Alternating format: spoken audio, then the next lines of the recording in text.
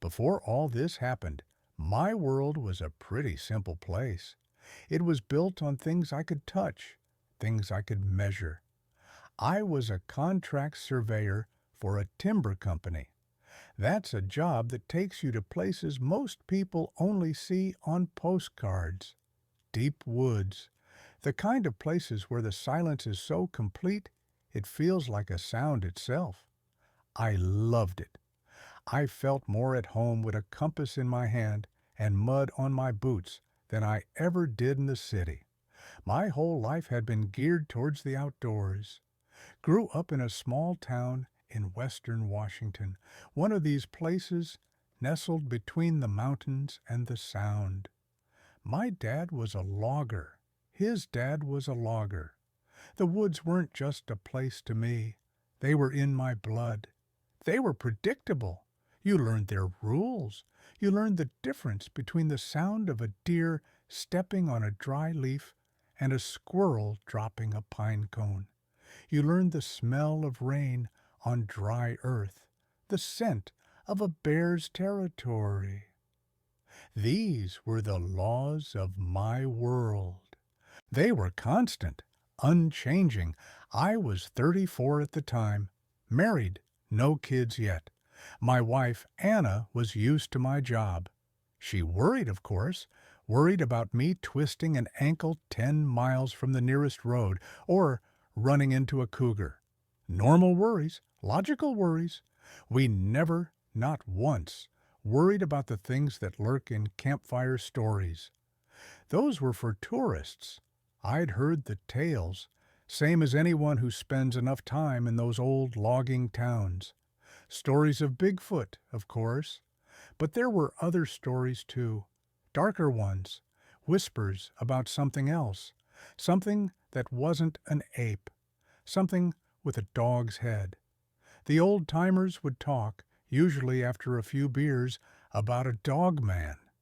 They never said it with a straight face, not really. It was always with a little smirk, a wink, a way to spook the new guys. I'd always just laughed it off. A bear, I'd say. A bear seen in low light, maybe standing on its hind legs for a second. The mind plays tricks on you in the woods. It's a fact. The light filters through the canopy in weird ways. The wind can sound like a voice. I had experienced it myself. One time, years ago, I was marking a line near dusk. I swore I saw a man in a black coat standing behind a cedar tree just watching me. My heart went into my throat. My first thought was some meth cook out protecting his lab. That was a real danger, a logical one. I backed away slowly, got my bear spray out of my vest. I circled around, trying to get a better angle. And when I did, I saw it wasn't a man at all. It was a burnt stump, a big one, with a piece of shadow falling on it just right. It looked so much like a person. I had a good laugh at myself that day. See? The woods play tricks. It was always a burnt stump or a weirdly shaped rock or a bear. It had to be, because the alternative was just not possible. My world didn't have room for monsters. It was a world of transit levels and GPS coordinates and chains and links. A world of Douglas fir and western hemlock, of black bears and Roosevelt elk. Everything had a name. Everything had a category. Everything made sense. The day it happened started like any other. It was a Thursday in late October. The air had that crisp, clean bite to it. The leaves on the vine maples had turned a fiery red and gold, a stark contrast to the deep green of the conifers. It was beautiful. I was working a plot deep in the National Forest, miles up a winding, washboarded Forest Service road. My truck, a beat-up but reliable old Ford F-150, was my office and my lifeline. It was packed with everything I needed: my survey equipment, extra clothes, food, water, first aid kit, tire chains, You don't go into those places unprepared. I had parked at a small turnout, just a little widening of the gravel road. From there, I had to hike in about a mile to the section I was working. The job was simple, tedious. I was remarking the corners of a timber sail from years ago. The old paint was faded, the flagging tape torn away by wind and snow. It was just a matter of finding the old markers, cleaning them up, and putting on fresh paint and tape. I'd done it 1,000 times. The day went by in a blur of familiar tasks. I found the first corner easily enough, a brass cap set in concrete. I ate my lunch sitting on a fallen log, listening to the jays squawk and complain in the branches above me. It was peaceful. I felt that deep contentment that only comes from being completely alone in a wild place. I was competent. I was comfortable.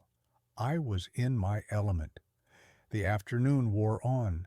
I worked my way along the boundary line, a straight, invisible line, through the tangled chaos of the forest. It's a strange feeling, imposing that kind of human order on a place that has none. By about 4 o'clock, I was at the last corner. The sun was already starting to dip low, and the light in the woods was turning that soft, golden color that signals the end of the day. The shadows were getting long. I knew I had about an hour, maybe an hour and a half of good light left. Plenty of time to finish up and hike back to the truck. I found the final marker, a rebar stake driven deep into the ground. I scraped the rust and moss off the top, got out my can of bright orange survey paint. I was humming to myself, thinking about getting home, thinking about the steak and potatoes Anna said she was going to make, thinking about a hot shower, normal things. I finished painting, tied a few long strands of pink flagging tape to a nearby branch. I gathered my tools, packed my small day pack, my tripod, my prism pole, all the familiar weight and feel of my trade. I took one last look around, a final check. Job done. Time to go home. And that's when it started. The first thing was the silence. It wasn't a gradual thing. It was like a switch was flipped. One moment, the forest was alive with its usual late afternoon chorus, the chatter of squirrels, the distant drumming of a woodpecker, the hum of insects. The next moment, nothing. Dead silence. It was so sudden, so absolute, that I froze with my hand on the strap of my backpack. I stood perfectly still, listening. It's what you call the woods pulling back. Every hunter, every person who has spent real time out there knows it. It means a predator is on the move, a big one. My first thought was a cougar. They're ghosts in the woods. You rarely see them, but they see you. The silence they bring is heavy. This felt heavier. It was a profound, suffocating quiet that seemed to press in on me from all sides. Even the wind seemed to have died. The air was perfectly still. I slowly scanned the trees around me. The undergrowth was thick with ferns and salal bushes. Perfect cover. Okay, I whispered to myself. It's just a cat. I unclipped the can of bear spray from my belt. The feel of the cold metal in my hand was a small comfort. I made a little noise on purpose. I coughed, shuffled my feet. Usually, if it's a cougar or a bear that isn't actively stalking you, letting it know you're a human is enough. They don't want trouble.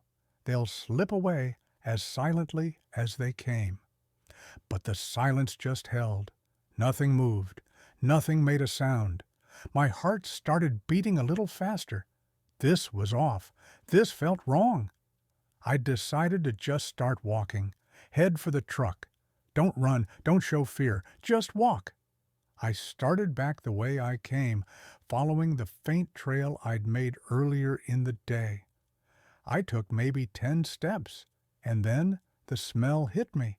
It was the foulest thing I have ever smelled in my life. It wasn't the smell of a dead animal. I know that smell. That's a heavy, greasy, rotting smell. This was different. It was a complex, layered stench that seemed to coat the inside of my nose and throat. The first note was wet dog, like a big shaggy dog that's been rolling in a swamp. But it was 100 times stronger. Underneath that was the smell of garbage, like a dumpster that's been baking in the sun for a week. And under that, something else, something metallic and vaguely coppery. The only thing I can compare it to is old, dried blood. It was so strong, so vile, that I actually gagged. My eyes watered. The smell didn't seem to be coming from one direction. It was just everywhere. It was in the air I was breathing. Now I was really scared. My "it's just a cougar" theory was falling apart fast. A cougar doesn't smell like that. A bear can be stinky, sure, but not like this. This was something else. And with the smell came a new sensation, the distinct, undeniable feeling of being watched. It wasn't just paranoia. It was a physical sensation, a prickling on the back of my neck and on my arms, a feeling of intense, focused pressure, like a pair of eyes were burning a hole in the back of my skull. I stopped again. I slowly turned in a circle, holding my bear spray out in front of me like a weapon. My eyes darted everywhere, trying to pierce the deepening shadows. The forest was a wall of green and brown and gray. I saw nothing, but I could feel it. Whatever it was close, and it was watching me. My brain was racing, trying to find a logical explanation. A bear with mange? Some kind of weird fungal bloom releasing a scent? A poacher? None of it fit. None of it explained the oppressive silence, the god-awful smell, and the crushing feeling of being observed by something hostile. I had to get out of there. I abandoned any pretense of being calm. My walk turned into a brisk, determined stride. Every step was loud in the silence, the crunch of my boots on the forest floor, the swish of my pants, the sound of my own ragged breathing, and then I heard another sound. It was a footstep, but it wasn't mine. It was off to my right, just inside the tree line. It was heavy, a deep thump as a heavy weight came down on the soft earth. Then another thump. It was walking. And it was walking on 2 feet. I stopped dead. The sound stopped. My blood ran cold. It was pacing me, mimicking me. When I walked, it walked. When I stopped, it stopped. This was not an animal. Animals don't do that. Animals in the woods, if they're following you, they're either stalking to hunt, in which case they're silent, or they're just moving through the same area, in which case they don't care what you're doing. This was intelligent. This was a game, a terrifying, one-sided game. I stood there for what felt like an eternity, but was probably only 10 seconds. My mind was a screaming chaos of denial and terror. "It's another person," one part of my brain insisted. "A hunter who is lost." But no hunter smells like that. No hunter walks that heavily. And no hunter would play this kind of sick game with a stranger in the middle of nowhere. I had to move. I started walking again, faster this time, almost a jog. Thump, thump, thump. The footsteps to my right started again, keeping pace perfectly. They were closer now.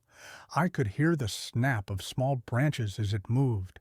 It wasn't trying to be quiet anymore.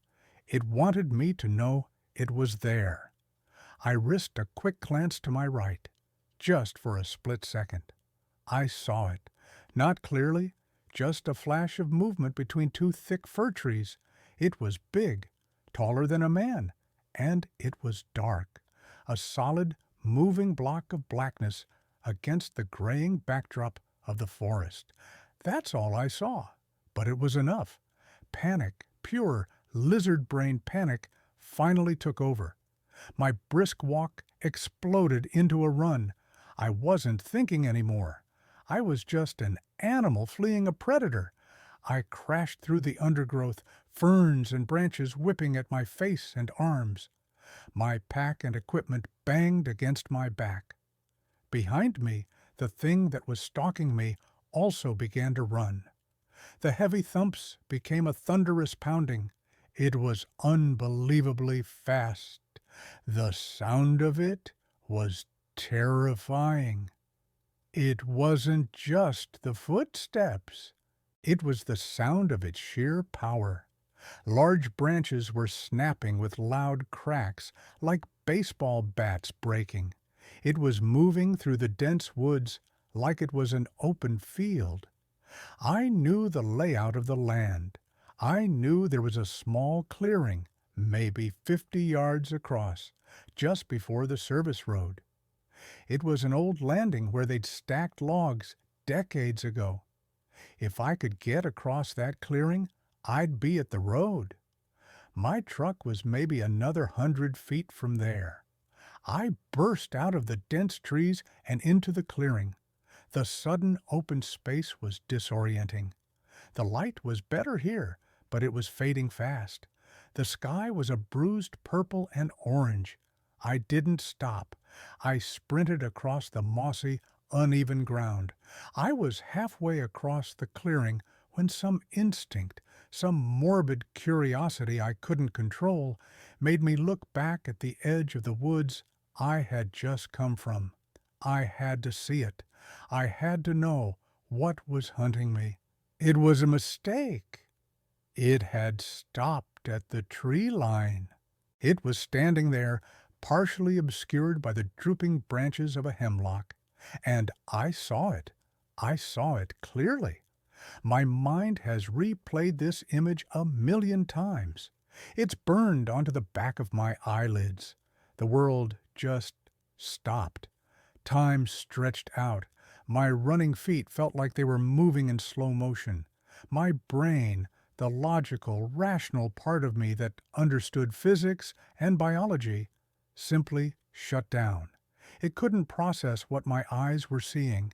It was tall, impossibly tall, at least 8 feet, maybe closer to 9. It was broad, with massive shoulders that were at least twice as wide as a man's.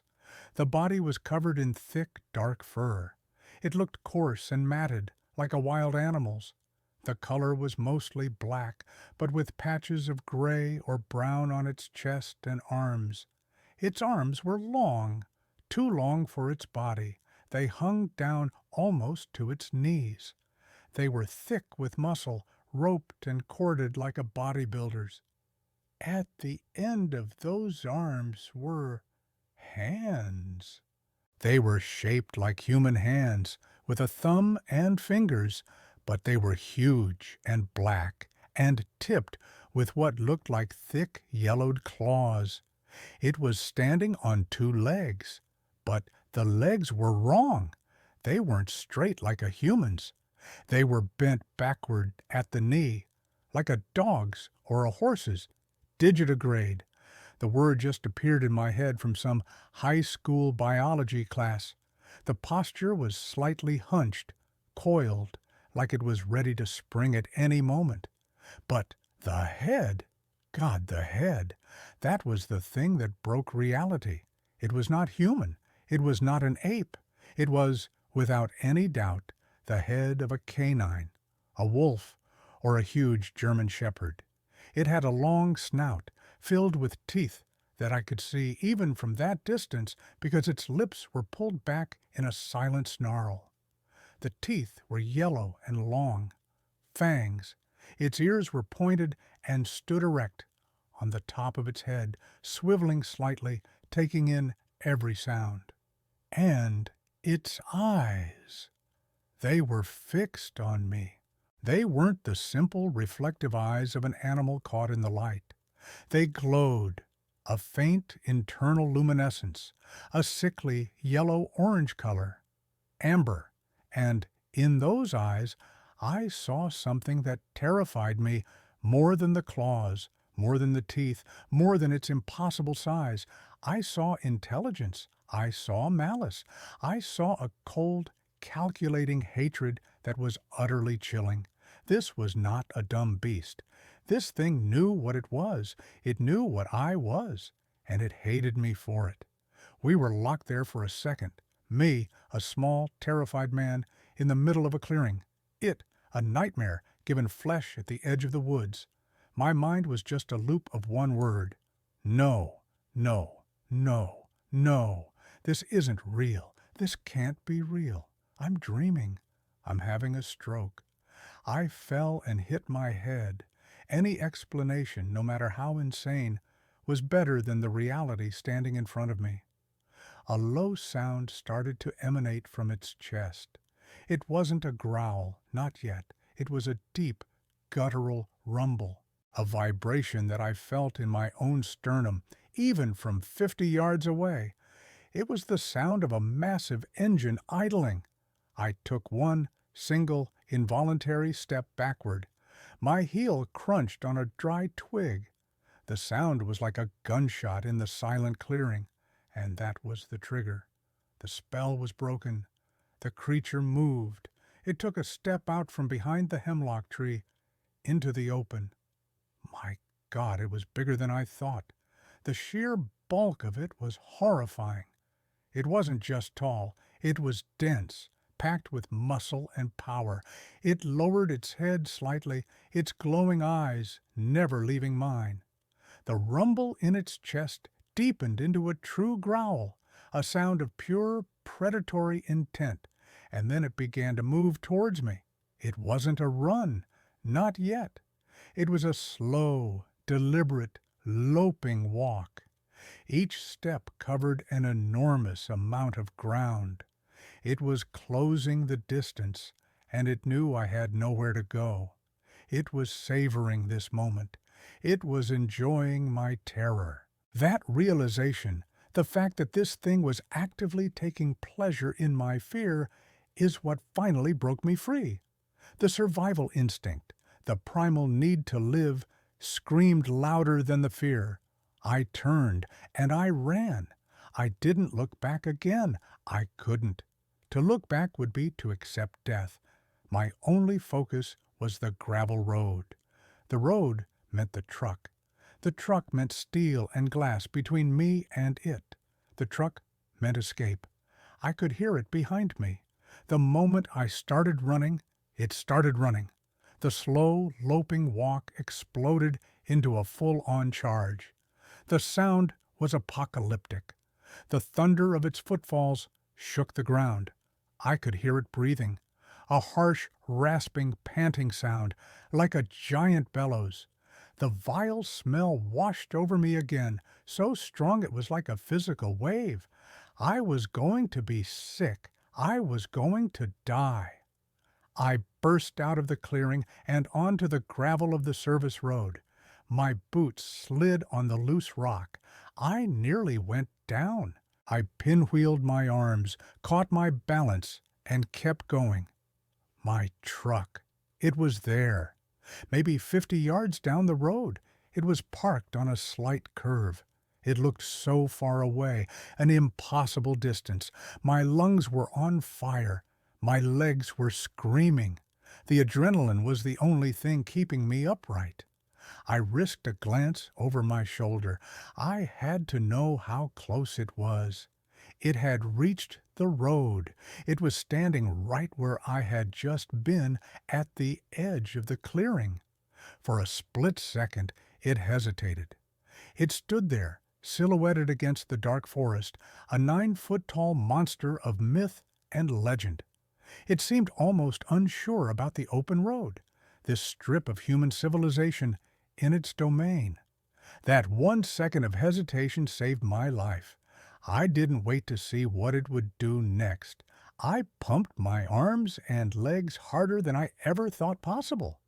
My whole world had narrowed to the driver's side door of that old Ford. As I ran, I jammed my hand into my pocket, fumbling for my keys. My fingers were numb and clumsy. My whole body was shaking with violent tremors. I couldn't get a grip on them.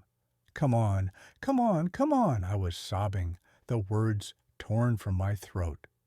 Finally, my fingers closed around the cool, familiar metal. I pulled them out. The sound behind me changed. The hesitation was over. It was on the road. It was coming. The sound of its claws scraping on the gravel was a nightmare sound. Scrape, thump, scrape, thump. It was covering the distance with terrifying speed. I reached the truck. I didn't have a remote fob, just a plain old key. I stabbed the key at the lock. I missed. My hand was shaking too much. The key scraped uselessly against the paint. I could hear it getting closer. The breathing was louder, the footsteps like hammers. I took a deep breath, braced my left hand against the door to steady my right. I guided the key into the lock. It slid in. I twisted. The click of the lock disengaging was the single greatest sound I have ever heard. I ripped the door open, threw my pack and the tripod inside, and scrambled into the driver's seat. I didn't even try to close the door yet.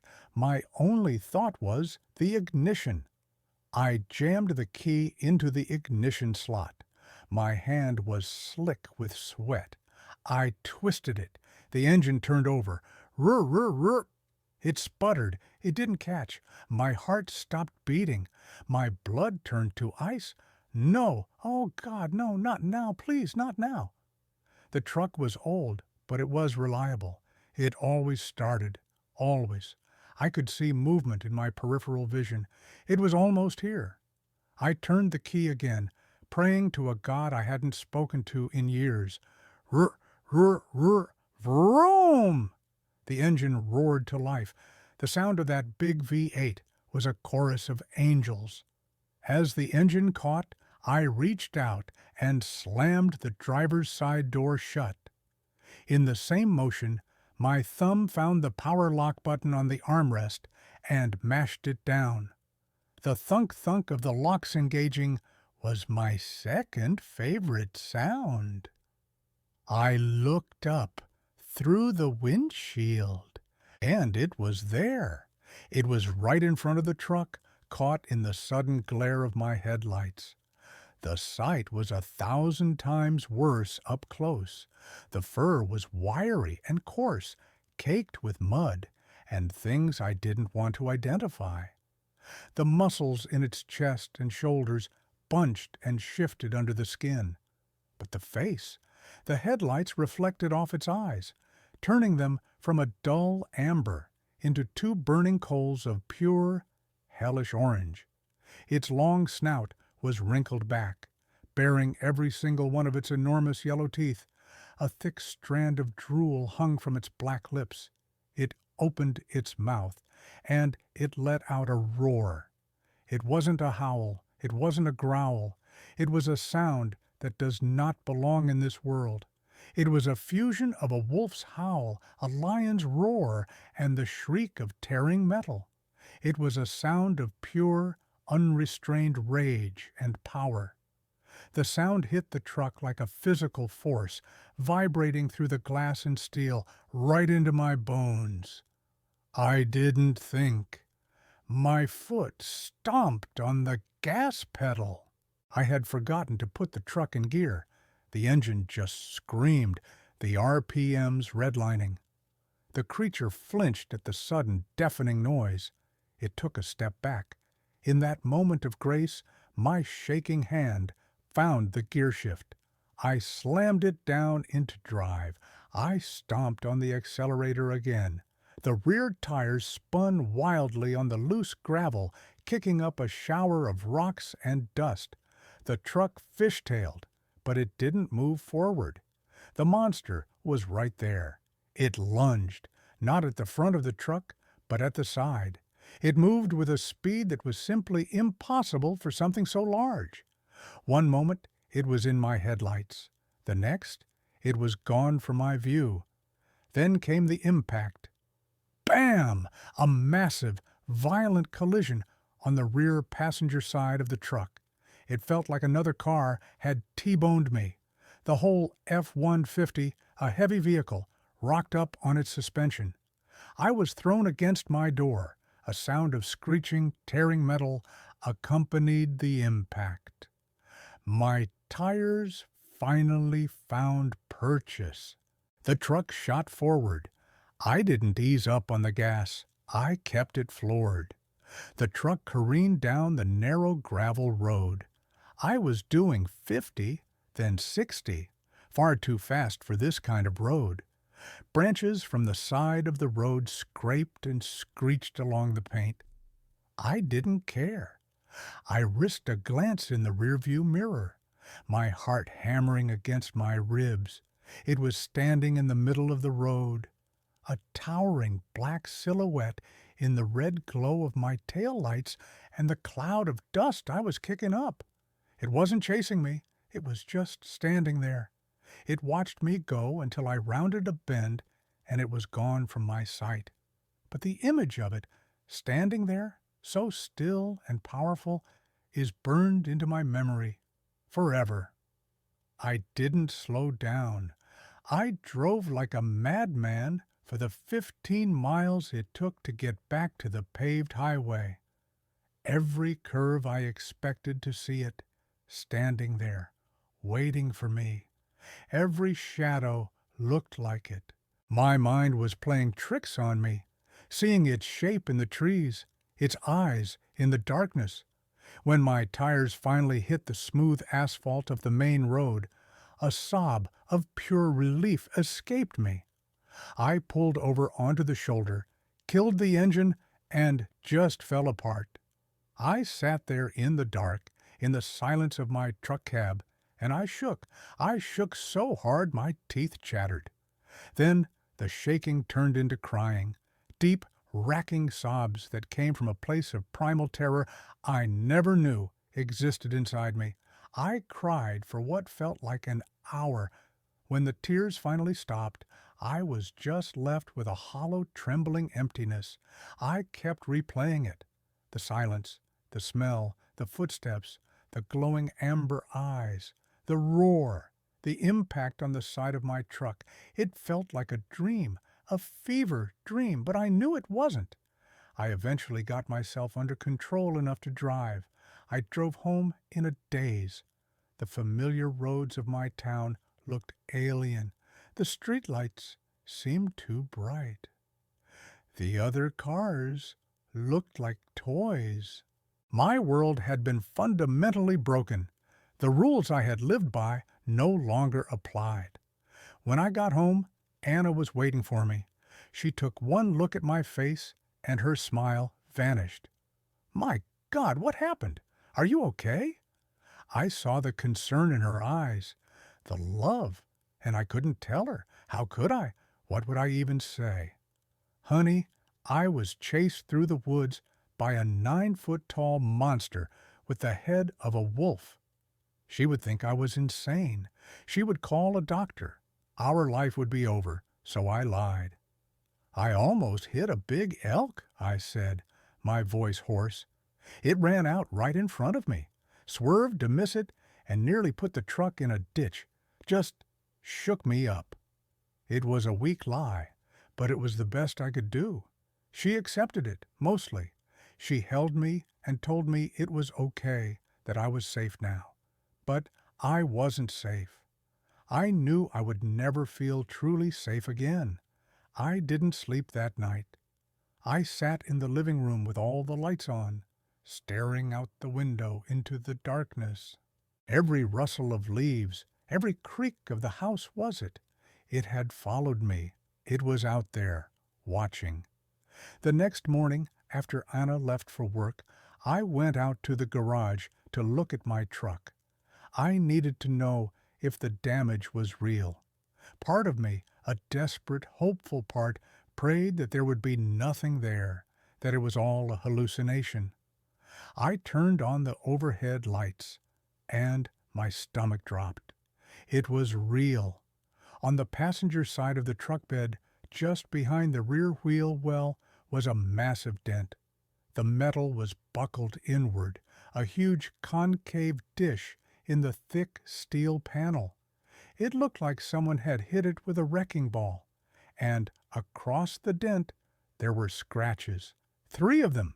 They were long, deep gouges that had peeled the paint and primer away, right down to the bare, shining metal. They were perfectly parallel. I walked over and touched them. The edges of the gouges were sharp. I ran my fingers along one of them. It was as deep as my pinky finger is thick. I thought about what it would take to do that to a truck. A bear? A bear's claws are for digging and climbing. They aren't sharp like that. And the force required to buckle a steel truck bed like that, is immense. This wasn't a bear. This wasn't an elk. This was the physical, undeniable proof of what I had seen. I stood there in my garage for a long time, just staring at the damage. That dent, those scratches, they were a brand on my truck and a brand on my soul. The weeks that followed were a living hell. I couldn't sleep. When I did, the nightmares were relentless. I would see those amber eyes, hear that roar, feel the impact on the truck. I would wake up drenched in sweat, my heart pounding. I called my boss and told him I was quitting. I made up some excuse about my health, about stress. He was surprised, but he didn't argue. The thought of going back into those woods, or any woods, filled me with a terror so profound it made me physically ill. My sanctuary, the place I had always felt most at home, had become a place of unimaginable horror. It was stolen from me. Anna was worried sick. I lost weight. I was jumpy, irritable. I couldn't concentrate. I started drinking more than I should, just to numb the fear, to try and get a few hours of dreamless sleep. It didn't work. I became obsessed with home security. I installed heavy-duty deadbolts on all the doors. I put security bars on the downstairs windows. I spent a small fortune on motion-activated floodlights, placing them all around the perimeter of our property. Our small, cozy house started to feel like a fortress, a prison. Anna tried to talk to me. She knew something was deeply wrong. She knew it was more than just a close call with an elk. But I couldn't bring myself to tell her. The fear of her reaction, of her disbelief, was greater than my need to share the burden. It was a secret that was eating me alive from the inside out. About a month after it happened, I tried to tell someone. My best friend, Mark. We'd grown up together, hunted and fished together our whole lives. If anyone would understand, it would be him. We were sitting in his garage, having a beer. I was quiet, withdrawn. He finally asked me what was going on. I hesitated. Then I just started talking. I told him everything. The silence, the smell, the footsteps. I described the creature in detail. The canine head, the impossible height, the glowing eyes. I told him about the chase, the roar, the damage to my truck. I even showed him the truck. He looked at the dent, ran his fingers over the scratches. When I was done, I was shaking again. My voice was thin and reedy. I looked at him, desperate for some kind of validation, some sign that he believed me. He was quiet for a long time. He took a long drink of his beer. He wouldn't look me in the eye. Finally, he clapped me on the shoulder and gave a little, uncomfortable laugh. "Man," he said, "that's a wild story." He paused. "You were probably just tired, you know. End of a long day. The light gets weird out there. Probably a big old black bear stood up on its hind legs to get a look at you. They can look real weird, almost human sometimes." I just stared at him. "Mark," I said. "It had a wolf's head. It was 9 feet tall." He shook his head, still not looking at me. "Your mind plays tricks on you, buddy. You know that. And the truck? Hell, you said you swerved.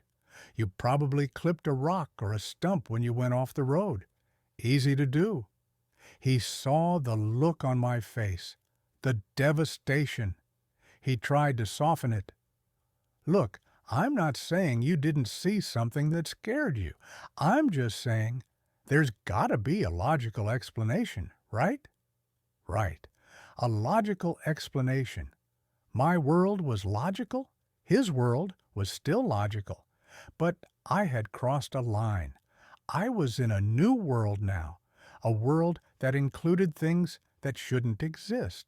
And in that world I was completely and utterly alone. I never brought it up with him or anyone else ever again. The isolation of the experience is a unique kind of prison. You carry this traumatic, life-altering event inside you, but you can't share it. To share it is to be labeled as crazy, a liar, or a fool, so you keep it locked away, a poison that you sip on every single day. My life is different now. It has been for years. I work a desk job, an office with no windows. I'm a good husband to Anna. We have 2 kids now. They have never been camping. They will never go camping if I have anything to say about it. I love them too much to ever take them into those woods.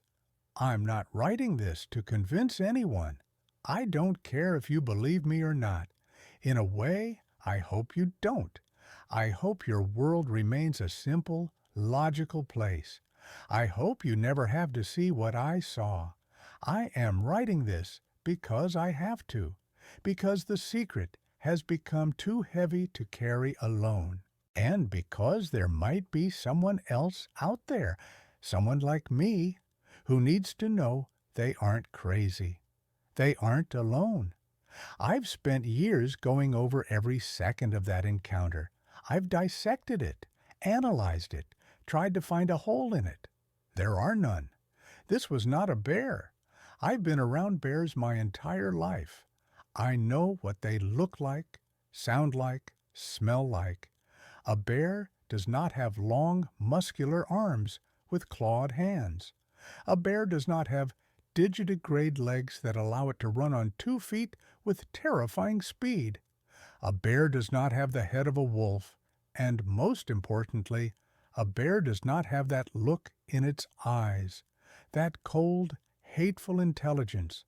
That was not an animal acting on instinct. That was a monster. It was a creature that thought and reasoned and hated. I think about its behavior, the way it stalked me, mimicking my movements, the way it waited for me to see it before it revealed itself fully, the way it walked toward me slowly at first, enjoying my fear, the way it stopped chasing me once I was in my truck. It could have caught me. I have no doubt about that. If it had wanted to, it could have been on me before I ever reached the road. It could have torn the door off my truck. It could have smashed the windows. It didn't. Why? Was it a game, a territorial display? Was it just showing me that I was in its world and I was there only by its permission? I don't know the answer, and I think not knowing is somehow worse. The thought that this impossibly powerful creature was just toying with me, that my life or death was a matter of its momentary whim, is a chilling concept to live with. I never fixed the dent in my truck. I drove it that way for years until I finally sold it. I needed the reminder. I needed the proof that it was real. Sometimes, on nights when the wind is blowing hard, I'll be sitting in my safe, locked house, and I'll hear a sound, a distant howl that isn't a coyote, isn't a dog, and my blood runs cold all over again. I'll get up and I'll check the locks on the doors, and I'll look out the window into the darkness, and I'll wonder if it's still out there. I know it is. So if you're like I was, if you love the deep woods, if you feel safe out there, just be careful. Pay attention. Trust your instincts. If the forest suddenly goes dead silent, don't try to rationalize it. Get out. Leave. Because you are not at the top of the food chain, not out there. There are things in those shadows that have been there for a very long time, and they don't like trespassers. I know what I saw, and I have to live with it every day. It was real. It's still out there, and it is waiting. That fundamental shift in my reality is the heaviest burden. The world I knew was a lie, or at least an incomplete version of the truth. The maps are wrong. They show mountains and rivers and forests, but they leave out the most important details. They leave out the things that live in the spaces between the lines. My work was about creating order, drawing lines, defining boundaries.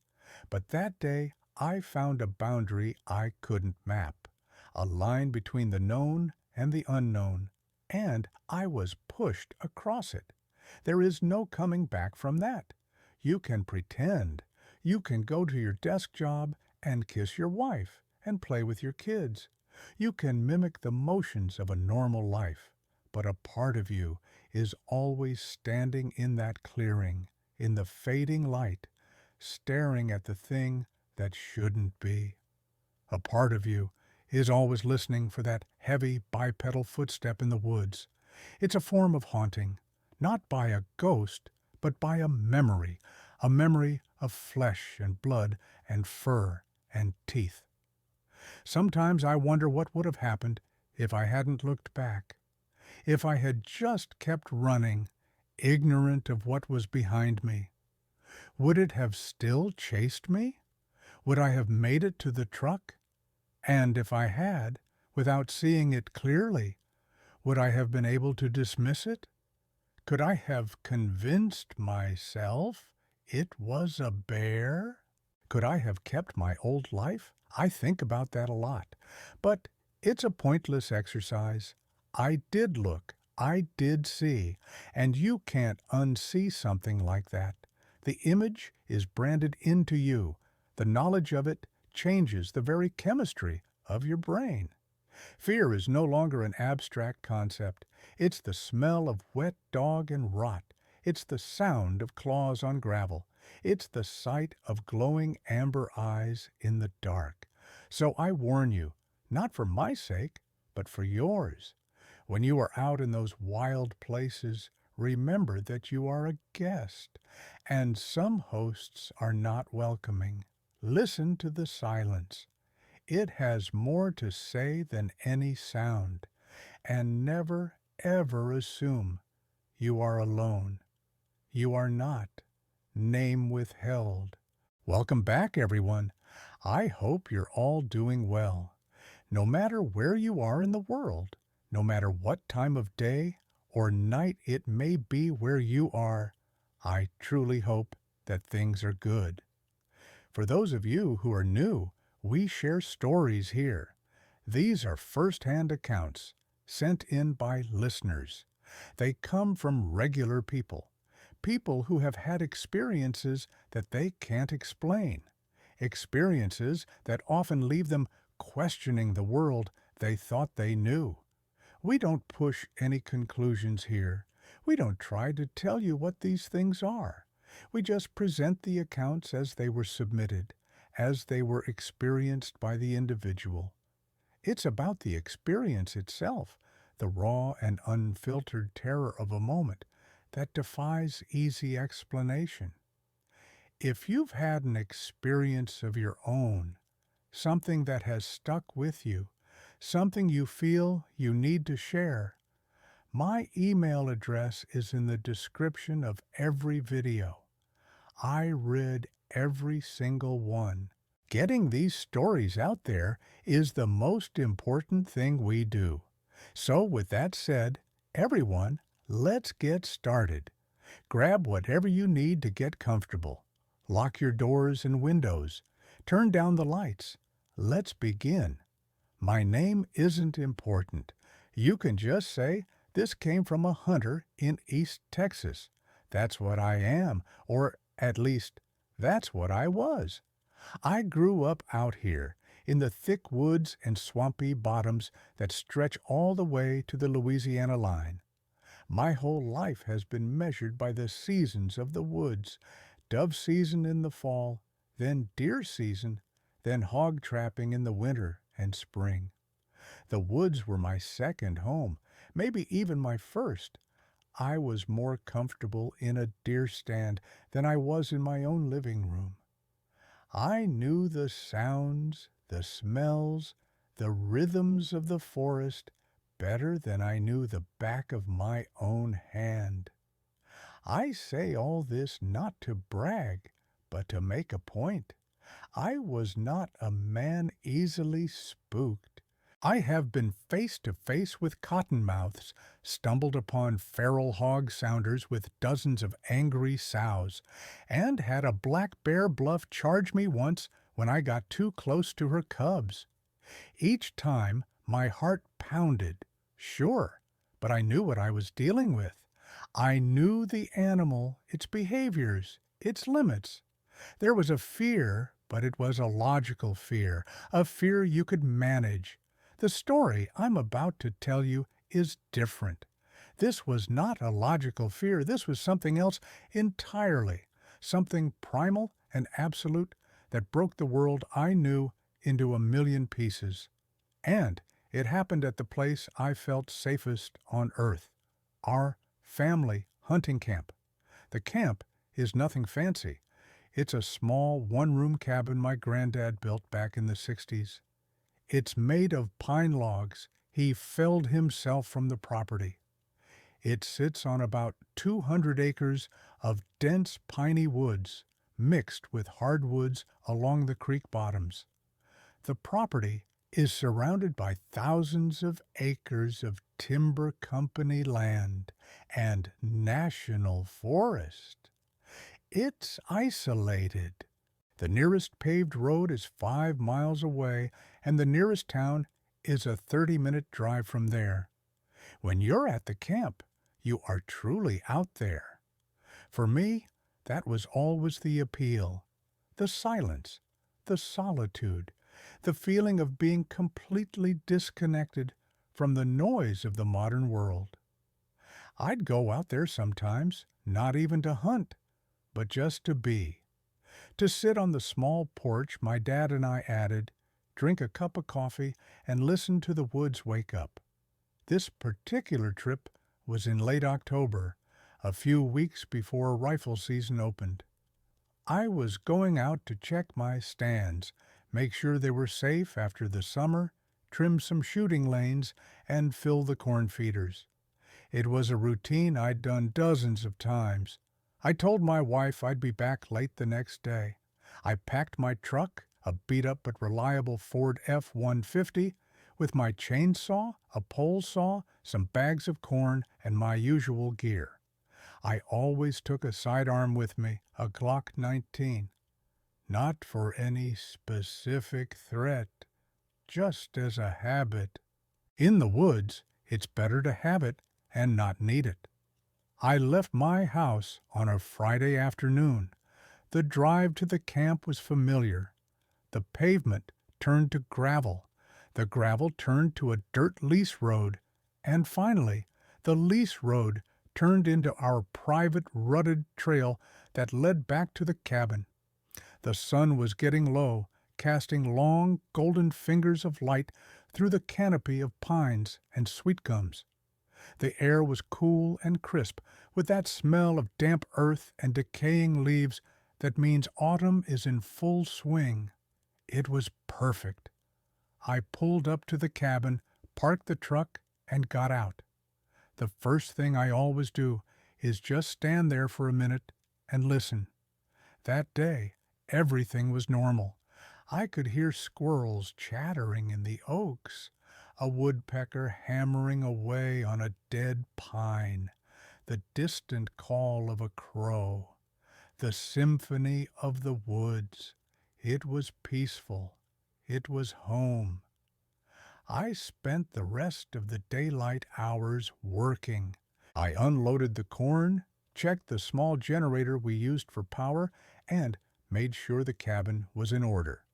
My dad had been out a month before, so everything was clean and tidy.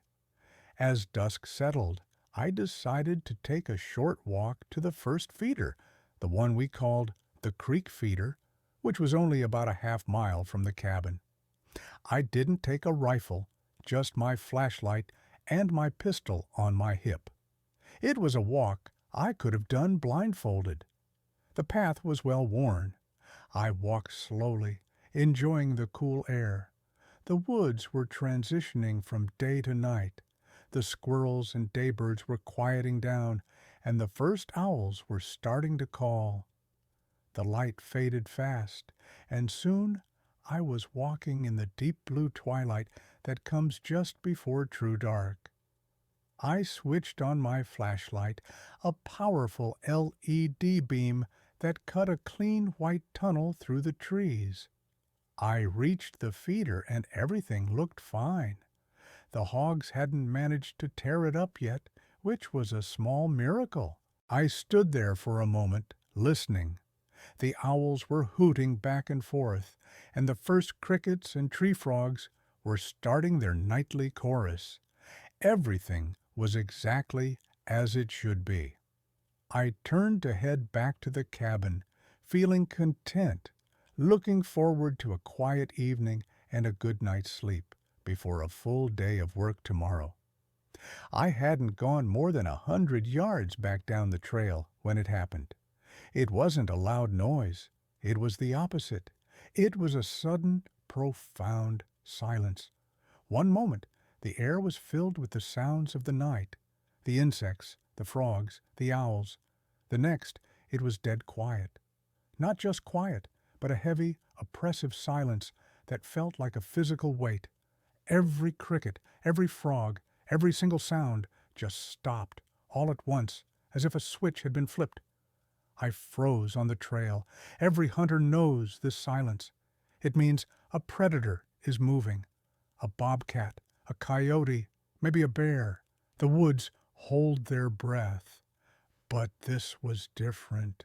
The silence was too absolute, too instantaneous. It was as if the entire forest, for a square mile around me, had collectively gasped and then held its breath. The hair on my arms and the back of my neck stood straight up. My body knew something was wrong before my brain could even process it. I stood perfectly still, straining my ears, my heart starting to hammer against my ribs. I slowly swept my flashlight beam from left to right, painting the trunks of the pines and the dark underbrush with light. Nothing, just trees and shadows. I told myself to calm down. It's a bobcat or a coyote on the prowl. They're silent hunters. This is normal, but it didn't feel normal. The silence was unnerving. It was unnatural. The air itself felt thick, charged with a tension I had never experienced before. I waited. A minute passed, then two. The silence held. It was just me and the sound of my own blood rushing in my ears. This is when the first sliver of real, unidentifiable fear began to creep in. I was a grown man, armed, in woods I knew like my own backyard, and I was starting to feel like a child afraid of the dark. I took a slow, deliberate step, trying not to make a sound. The crunch of a leaf under my boot sounded like a gunshot in the stillness. I took another step, and then I smelled it. It was faint at first, carried on a slight breeze that rustled the treetops. It was a foul, rank odor. My first thought was a dead hog. We get them all the time, especially in the warmer months. But this wasn't the smell of simple decay. It was musky, greasy, like a wet dog that had rolled in something rotten. It had a chemical, coppery undertone to it, like old blood. The smell got stronger. It was coming from somewhere off to my right, deeper in the woods, away from the trail. It was a heavy, gag-inducing stench that seemed to coat the back of my throat.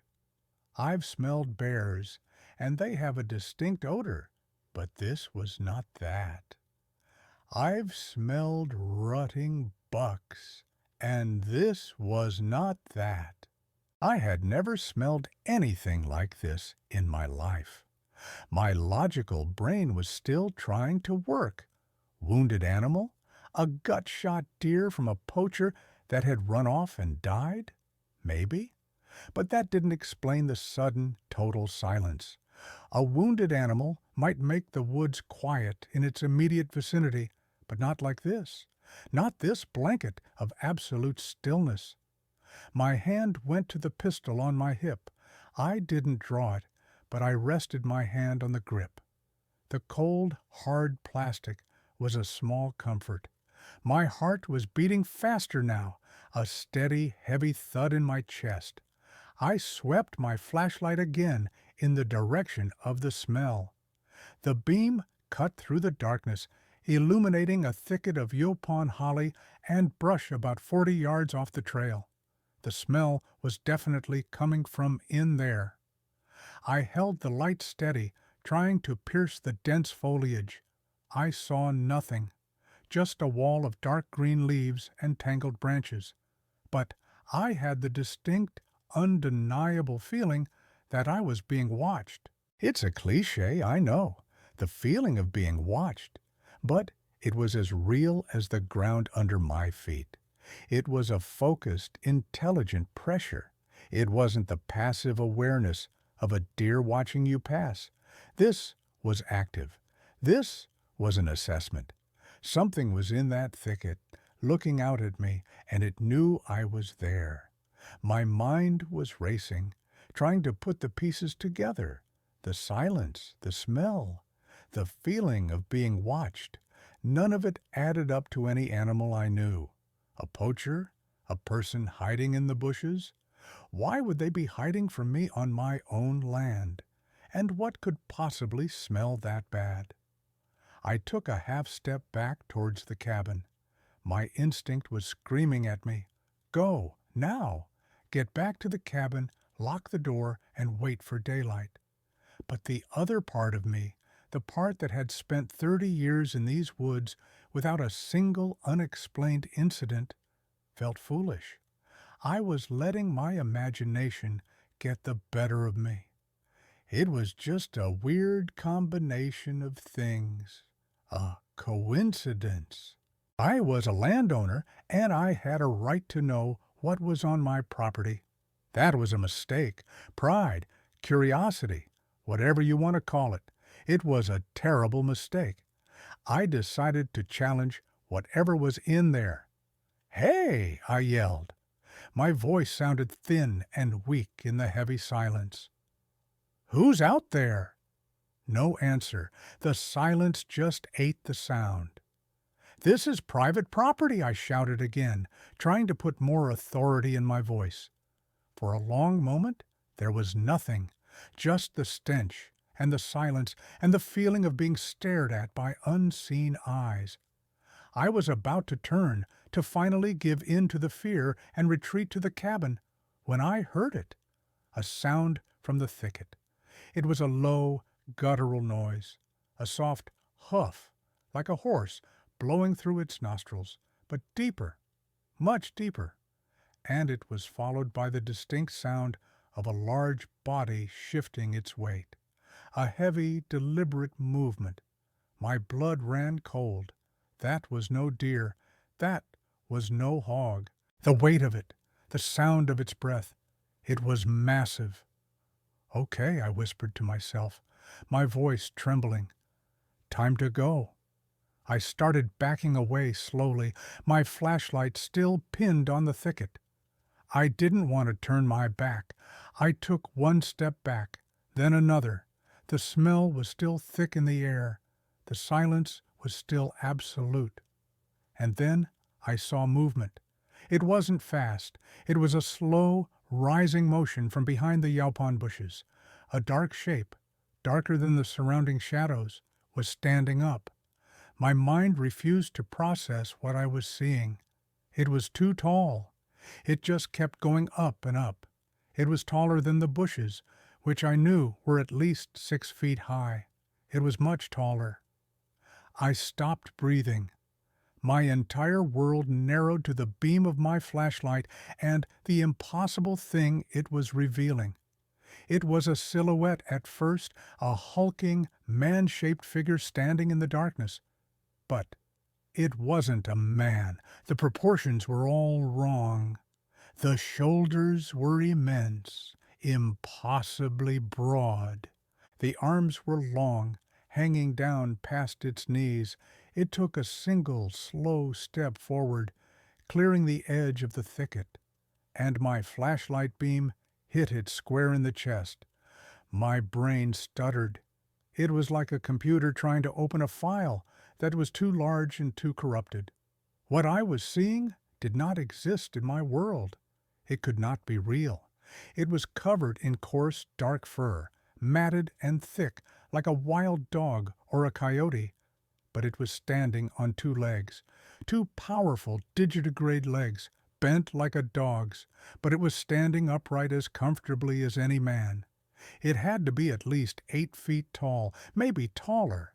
The sheer bulk of it was staggering. It was heavily muscled, not fat. It was pure, dense power. My light traveled up from its massive chest to its head. And that's when the last of my composure, the last of my rational thought, shattered completely. It had the head of a wolf or a dog, a massive, elongated canine snout, a heavy brow, and on top of its head, 2 pointed ears, standing erect, alertly tracking my every twitch. Its fur was darkest on its head and back, almost black, fading to a charcoal gray on its chest and arms. It just stood there, 25, maybe 30 yards away, perfectly still, watching me. Its head was slightly tilted, as if in curiosity. The intelligence in its posture was unmistakable. This was not a dumb animal. This was a thinking, reasoning creature.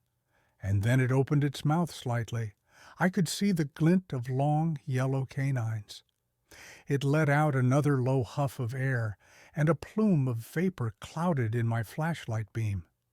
The smell, that god-awful, rotten, musky smell, intensified tenfold. It was rolling off the creature in waves. We were locked in a stalemate, me frozen in sheer, abject terror. It standing there, observing me with an unnerving calm. I could see its eyes. In the direct beam of my light, they didn't glow like a deer's or a coyote's. They were dark, deep-set, and they seemed to absorb the light. But when I shifted the beam slightly, I caught a flash of amber, a faint, internal glow. I remember my thoughts being a chaotic jumble. This is a dream. I'm having a nightmare. I fell and hit my head. This can't be real. Bear! It's a bear standing on its hind legs. But I knew what a bear looked like. A bear is clumsy on 2 feet. A bear has a round head and small ears. A bear does not have a long canine snout and legs that bend backward. My hand was still on my pistol. The thought of drawing it was both terrifying and absurd. What could a 9mm pistol do to a thing that size? It would be like throwing a rock at a tank. It would probably just make it angry. My body was screaming at me to do something. Run, climb a tree, shoot, scream. But I was paralyzed. My feet were rooted to the spot. All I could do was hold the light on it and stare, my mind completely overloaded. It felt like an eternity, but it was probably only 10 or 15 seconds. Then it moved again. It took another step toward me, slow, deliberate. The movement was fluid, powerful, and utterly alien. It wasn't the lumbering gait of an ape. It was the smooth, predatory stalk of a wolf, but on two legs. When it moved, its long arms swung slightly at its sides. I could see the musculature in its shoulders and back ripple under the dark fur. With that one step, the spell broke. The paralysis that held me shattered, and a pure, white-hot wave of survival instinct washed over me. I didn't think. I just reacted. I turned and I ran. I have never run like that in my life. I abandoned the trail and crashed straight through the underbrush, praying I was heading in the general direction of the cabin. I didn't care about the noise. I didn't care about the branches whipping at my face and arms. All that mattered was putting distance between me and that thing. I heard it behind me. The sound was not just footsteps. It was a crashing, explosive sound.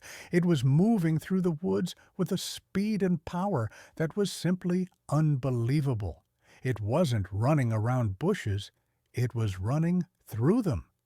I heard saplings, thick as my arm, snapping like twigs. The ground seemed to vibrate with its footfalls. It was fast, so much faster than me. I risked a glance over my shoulder. It was a stupid thing to do, but I couldn't help it. In the bouncing, chaotic beam of my flashlight, I saw it. It was covering ground at an impossible rate.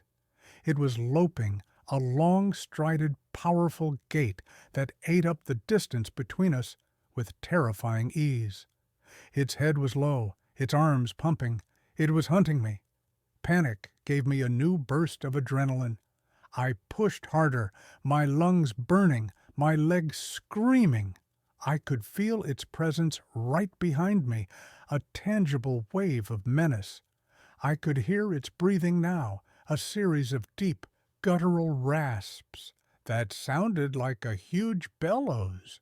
I could smell it, that foul, suffocating stench, even over my own sweat and fear. I burst out of a line of trees and saw it. The cabin, a dark, solid shape against the slightly less dark sky. It was maybe 100 yards away, 100 yards to safety. It might as well have been 100 miles. I could hear the creature closing the distance. The crashing behind me was getting louder, closer. It was right there. I felt like I could reach back and touch it. I didn't dare look back again.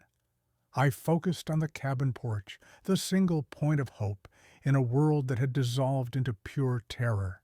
My legs were numb, my sides were on fire. I was running on nothing but raw fear. 50 yards. The crashing was deafening. It was so close. I expected to feel claws or teeth in my back at any second. 20 yards. I hit the small clearing in front of the cabin. My feet pounded on the hard-packed dirt. 10 yards. I launched myself at the 3 wooden steps leading to the porch. My foot caught the first step, and I went down hard, sprawling onto the rough wooden planks of the porch. The flashlight flew from my hand, skittering across the boards and casting a wild, spinning light before coming to rest, pointing out into the darkness, back the way I had come. For a split second, I was completely exposed, lying on the porch, fumbling to get up. I scrambled on my hands and knees to the cabin door, my keys already in my hand. I had them on a carabiner clipped to my belt loop, a habit that probably saved my life. I jammed the key into the lock. My hands were shaking so violently I could barely guide it. The thing was at the edge of the clearing. I could hear it stop its charge. I could hear its heavy, rasping breaths. The lock clicked. I threw the door open, fell inside, and slammed it shut behind me. I fumbled for the deadbolt and shot it home. The heavy thunk of the steel bolt was the most beautiful sound I have ever heard. I collapsed against the door, my back pressed against the solid wood, gasping for air, my entire body trembling uncontrollably. I was inside. I was safe. For a moment. Then I heard it walk onto the porch. The old wooden steps groaned under a weight they were never meant to bear.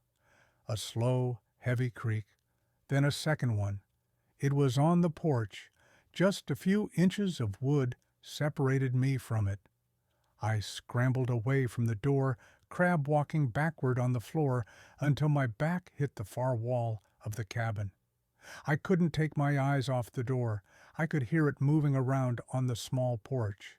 The floorboards creaked and moaned with each heavy footstep.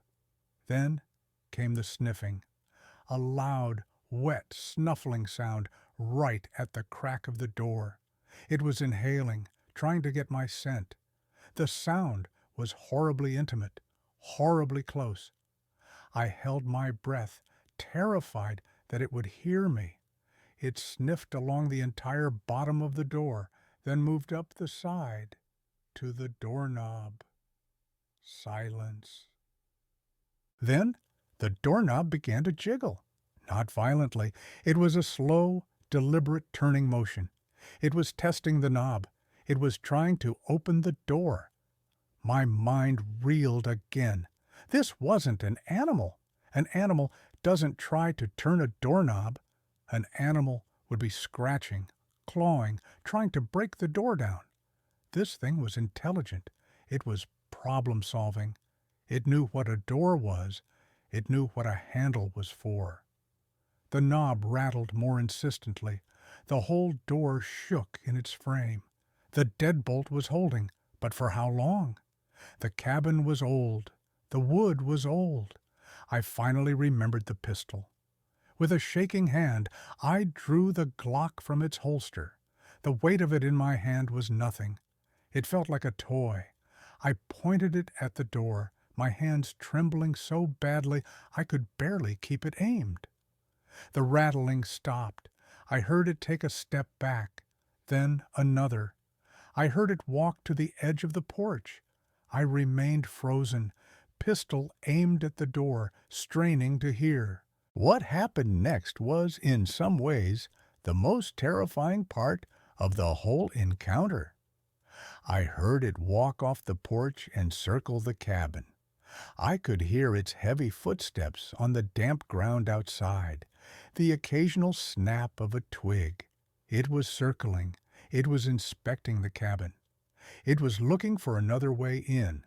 The cabin has two small windows, one on the front wall next to the door and one on the side wall. They were old, single-pane windows with simple latches.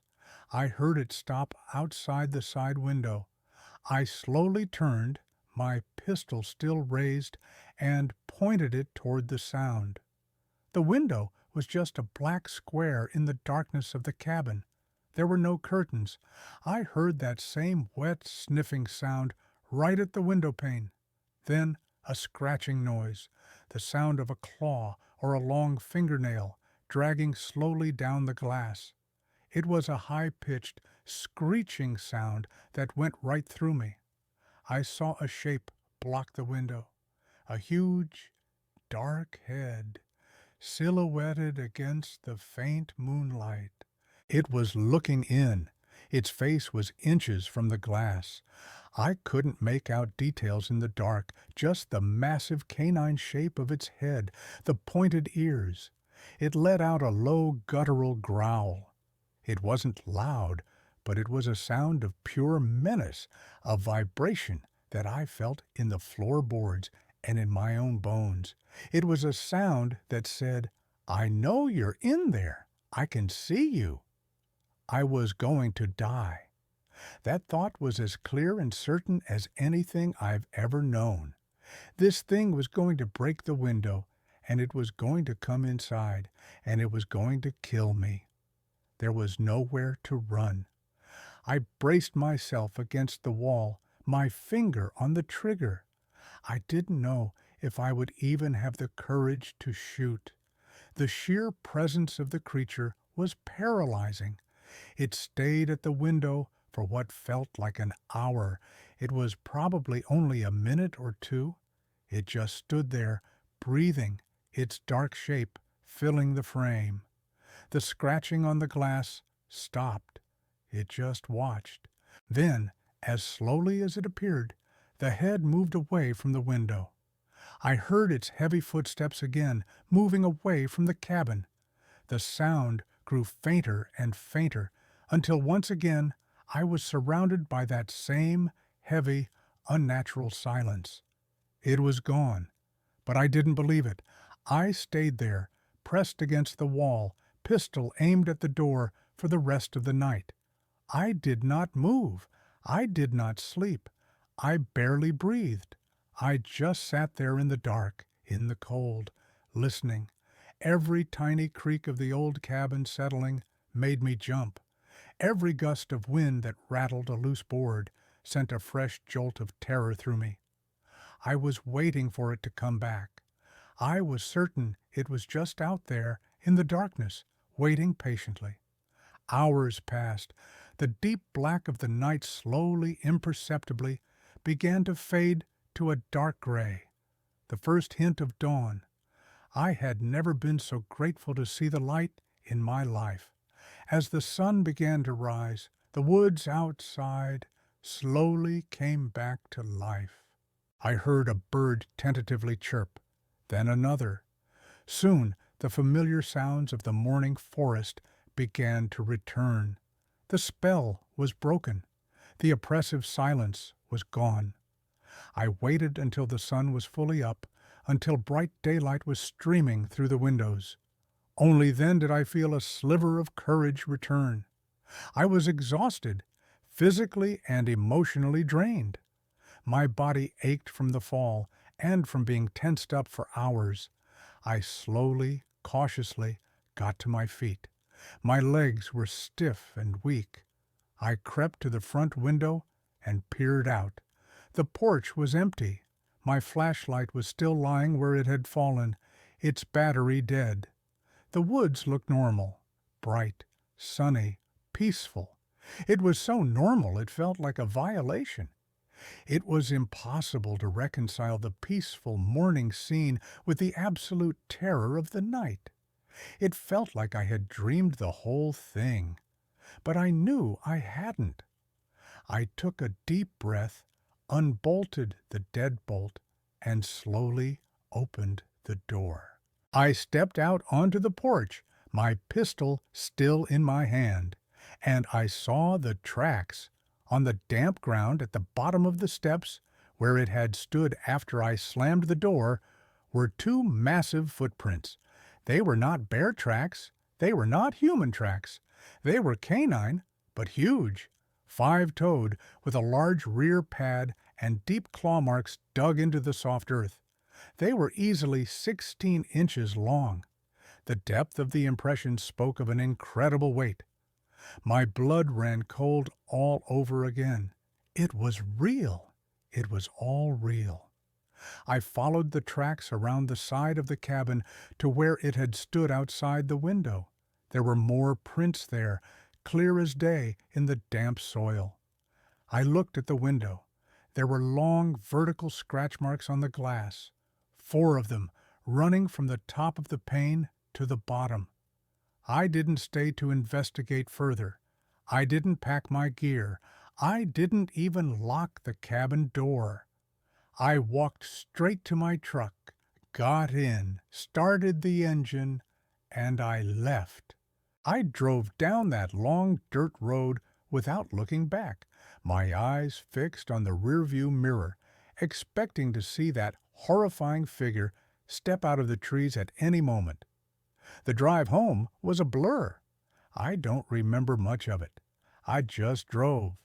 When I walked into my house, my wife took one look at me and was horrified. She said I was pale as a ghost, my eyes were wide, and I had scratches all over my face and arms. She asked me what happened. I tried to tell her. I started to explain about the silence, the smell, the thing that stood up out of the bushes. The words sounded insane, even to my own ears. A giant wolf man in our woods? She listened, but I could see the disbelief in her eyes. She thought I'd been spooked by a bear, that my mind had played tricks on me in the dark. She was trying to be supportive, but she didn't believe me. She couldn't. And I don't blame her. I wouldn't have believed it either, if I hadn't seen it with my own eyes. I called my dad later that day. He's the one who taught me everything I know about the woods. I thought if anyone would understand, it would be him. I told him the story, leaving nothing out. He was quiet for a long time after I finished. "Son," he said finally, his voice careful, "you were tired. It was dark. You probably saw a big boar or maybe a bear up on its hind legs. The woods can play tricks on you." I tried to argue. "Dad, this wasn't a bear. It had a dog's head. It tried to open the door." "Your mind was playing tricks on you," he insisted, more firmly this time. "You got scared, and your imagination ran away with you. It happens." He refused to entertain any other possibility. He was shutting me down. And in that moment, I felt a profound sense of isolation. The two people I was closest to in the world thought I was either lying or crazy. I was completely alone with this horrible, impossible truth. I never spoke of it again to either of them. The aftermath has been difficult. I haven't been back to the camp. My dad asked me to go with him a few times, but I always made an excuse. I can't. The thought of setting foot on that property, of being in those woods after dark, fills me with a cold dread that I can't shake. That place, which was once my sanctuary, is now a place of terror for me. It's been tainted. I sold my hunting rifles. I don't hunt anymore. The joy is gone. I can't sit in a deer stand and feel peaceful. All I would be doing is watching the tree line, waiting, listening for that unnatural silence. The woods are no longer my home. They feel like someone else's territory now. Territory I trespassed on and was lucky to escape from. My life has changed in other ways, too. I'm a light sleeper now. Any strange noise at night wakes me up instantly. I've installed motion sensor floodlights all around my house. I double-check the locks on the doors and windows every single night before I go to bed. My wife thinks I've become paranoid. She's not wrong. But she doesn't know what I know. She doesn't know what's out there in the dark. Sometimes, when the wind is blowing just right, I think I can smell it. That faint, musky, rotten smell. It's probably just my mind, my trauma, creating a phantom sensation. But it sends me right back to that trail, to that moment when the woods went silent. I don't know what I saw that night. I've gone online late at night when I can't sleep, and I've found the stories. Stories from all over the country, from people just like me. They call it Dogman.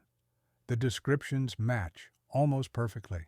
The height, the canine head, the digitigrade legs, the intelligence, the terrifying speed and power. Finding those other accounts was both a comfort and a source of deeper fear.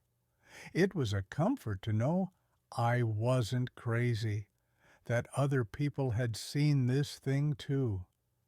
But it was terrifying to realize that this wasn't an isolated incident, that these things are out there, living in the dark places, just beyond the edge of our understanding. I'm not trying to convince anyone. I know how it sounds. It sounds like something from a cheap horror movie. But I was there. I saw it. I smelled it. I heard it try to turn my doorknob. I have the scratch marks on my window and the memory of those massive tracks in the dirt to prove it. I'm sharing this story for two reasons. First, it's a weight I've been carrying alone for too long. Putting it into words, sending it out into the world, feels like a small release. Second, it's a warning to my fellow hunters, hikers, campers, to anyone who loves the deep woods like I did. The world is not as safe and known as you think it is. There are things in the shadows, ancient and powerful things, that we have forgotten about, but they haven't forgotten about us. Be careful out there. Be aware. And if the woods ever go completely silent around you, don't be a fool like I was. Don't investigate. Just run. And pray you're fast enough. Name withheld. I want to extend a genuine and heartfelt thank you to the man who submitted that account. To go through something so profoundly terrifying, and then to have the courage to write it down and share it with us. I can't imagine how difficult that must have been. The isolation he describes, that feeling of not being believed by the people closest to you, is often just as traumatic as the event itself. So, thank you, sir, for trusting me and this community with your experience. We read these stories, and we sit here in the comfort of our homes, and it's easy to get a thrill from the suspense. But for the people living these events, it's not a thrill. It's a fundamental breaking of their reality. It's a trauma that stays with them forever, changing how they see the world, how they feel in places they once considered safe. His description of no longer feeling at home in the woods, that's a loss. A deep and profound loss of something that was a core part of his identity. So when we talk about these things, let's always remember to do so with respect. Respect for the experience and respect for the person who endured it. Thank you all for listening tonight. Your time and attention mean the world to me. If you found value in what we do here, please consider liking the video and sharing it with someone who might also appreciate it. And if you haven't already, I'd be honored if you'd subscribe and join our community. I read the comments on every video, and I'm always so impressed by the level of respectful discussion that happens there. You all are a huge part of what makes this channel special, so thank you. Until we meet again, my friends, please take care of yourselves and take care of each other. Keep your loved ones close and always keep your head on a swivel. You never know what's watching from the shadows. Stay safe out there. Good night. Welcome back, everyone. No matter where you are, no matter what time it may be, I hope y'all are doing well out there. What you are about to hear are stories submitted by listeners. These are first-hand accounts from regular people who found themselves in situations they cannot explain. There are no neat and tidy conclusions here. I am not pushing any one belief or agenda. I am simply providing a platform for these individuals to share their experiences, word for word, as they sent them to me. If you have had an encounter you cannot explain and want to share it, my email address is in the description below. Now, for everyone else, grab a drink, lock your doors and windows, hit the lights. It's time to begin. The first story tonight comes from a man who spent his whole life in the woods until one night, behind his hunting camp, changed everything. He writes, "I'm sending this because I need to get it out. I need to tell someone who might actually believe me, or at least listen without judgment. I've carried this for 3 years now, and it's a heavy thing to carry alone. I'm 52 years old. I've been a hunter and an outdoorsman since I was a boy. My father taught me, his father taught him. The woods were my church, my sanctuary. They were the one place I felt completely at home, completely safe. That's gone now. I don't go in the woods anymore, not even for a walk in a state park. I can't. This happened in northern Wisconsin. I had a small hunting lease, about 80 acres of dense forest bordered by national forest land on one side. It was remote. To get to my campsite, you had to drive down a 2-mile logging road that was barely a road at all. I'd been leasing this same plot for almost a decade. I knew every game trail, every creek bed, every old oak tree. I knew the sounds, the smells, the rhythm of the place. It was early October. I was heading up for a weekend to do some final prep on my blind before bow season opened. It was a trip I made every single year. The routine was always the same. I'd drive up Friday after work, get there just as the sun was starting to set. I'd set up my small canvas tent, get a fire going, cook a simple dinner, and just enjoy the peace. That Friday was no different. The drive was easy, the air was crisp, the leaves were just starting to turn. I felt that familiar sense of peace settle over me as my truck bounced along the dirt road. I parked in my usual spot, a small clearing about 100 yards from where I like to set up my tent. I grabbed my pack, my rifle just in case, though I never needed it, and started the short walk to my site. The campsite was in a small, bowl-like depression, surrounded by thick pines. It was sheltered from the wind and felt private, secluded. I dropped my gear, gathered some kindling and firewood, and within 20 minutes I had a crackling fire pushing back the growing dusk. The sun dipped below the horizon, painting the sky in shades of orange and purple. The first stars began to appear. I sat on my favorite log, the one I'd dragged over years ago, and just listened. The crickets were starting their nightly chorus. An owl hooted in the distance. A gentle breeze whispered through the pines. It was perfect. This was why I came here, to escape the noise of the world and reconnect with something real. I cooked a couple of hot dogs on a stick over the fire, ate them slowly, and drank a bottle of water. I leaned back against a tree, feeling the warmth of the fire on my face and the cool night air on my back. I was relaxed, content.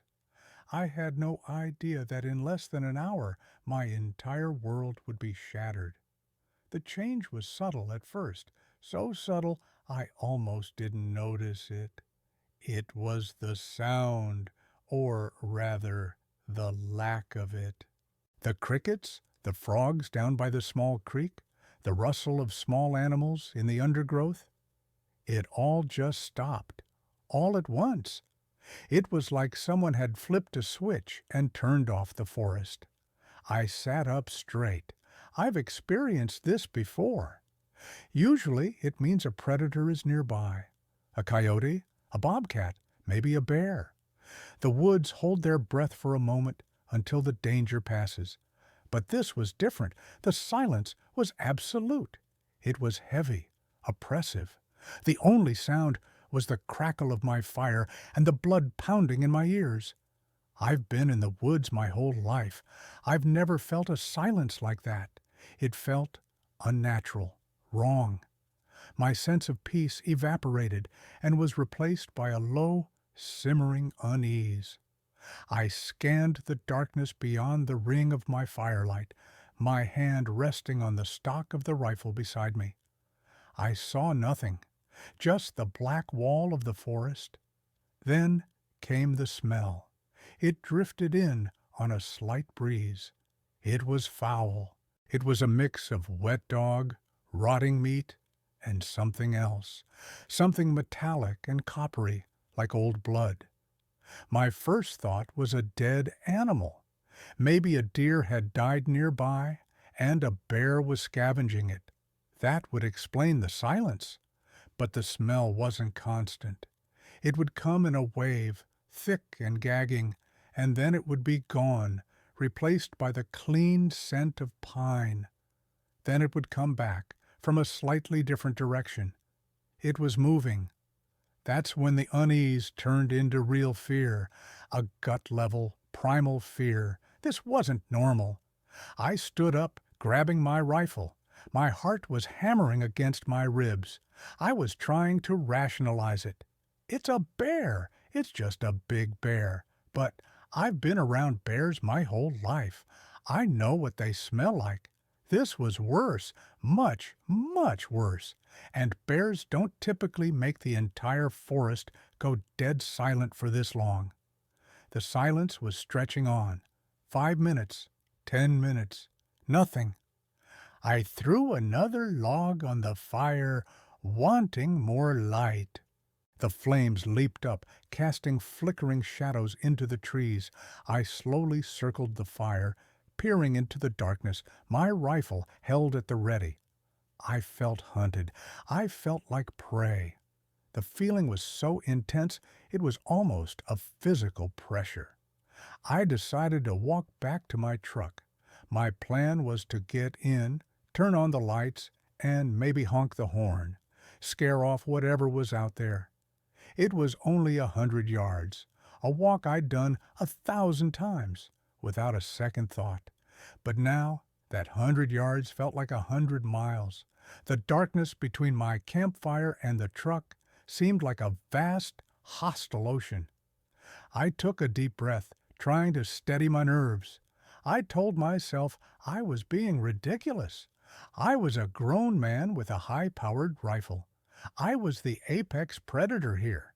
But my instincts were screaming at me that I was wrong. I took a step out of the ring of firelight, my eyes straining to pierce the gloom. That's when I heard it. A single, heavy footstep. It came from my left, maybe 40 yards away. A dry twig snapped. It was heavy, too heavy for a deer, too slow and deliberate for a bear crashing through the brush. It sounded bipedal. My blood ran cold. I froze. Every muscle in my body tensed. I thought maybe it was another hunter, though I'd never seen anyone else this deep on the property. "Hello?" I called out. My voice sounded small and weak.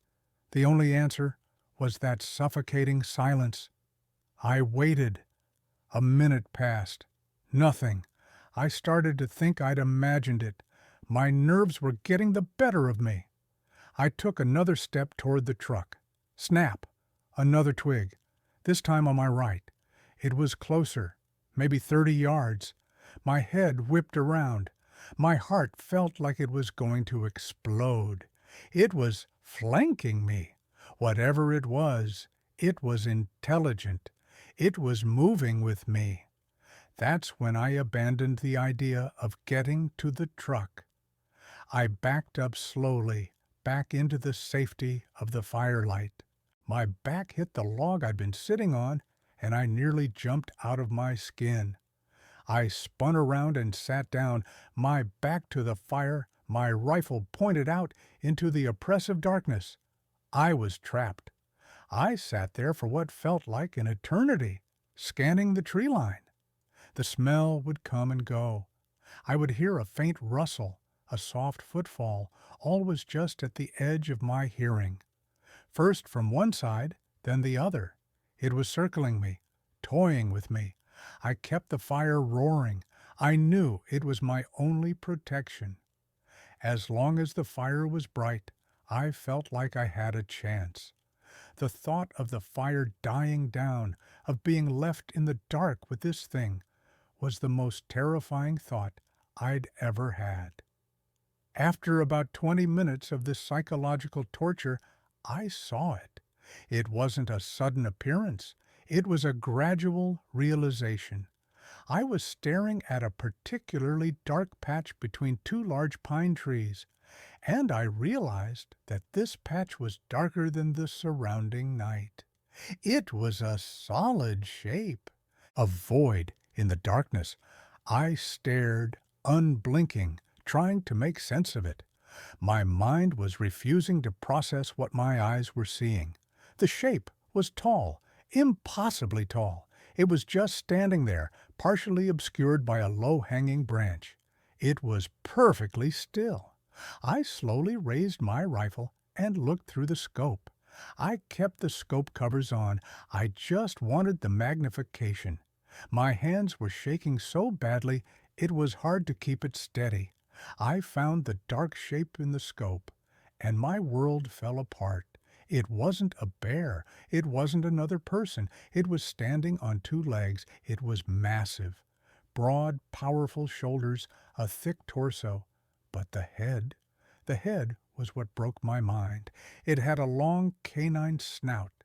Pointed ears stood erect on the top of its head. It was a wolf's head on the body of a giant, muscular man. I lowered the rifle, gasping for air. It couldn't be real. I was hallucinating. I was tired. My mind was playing tricks on me.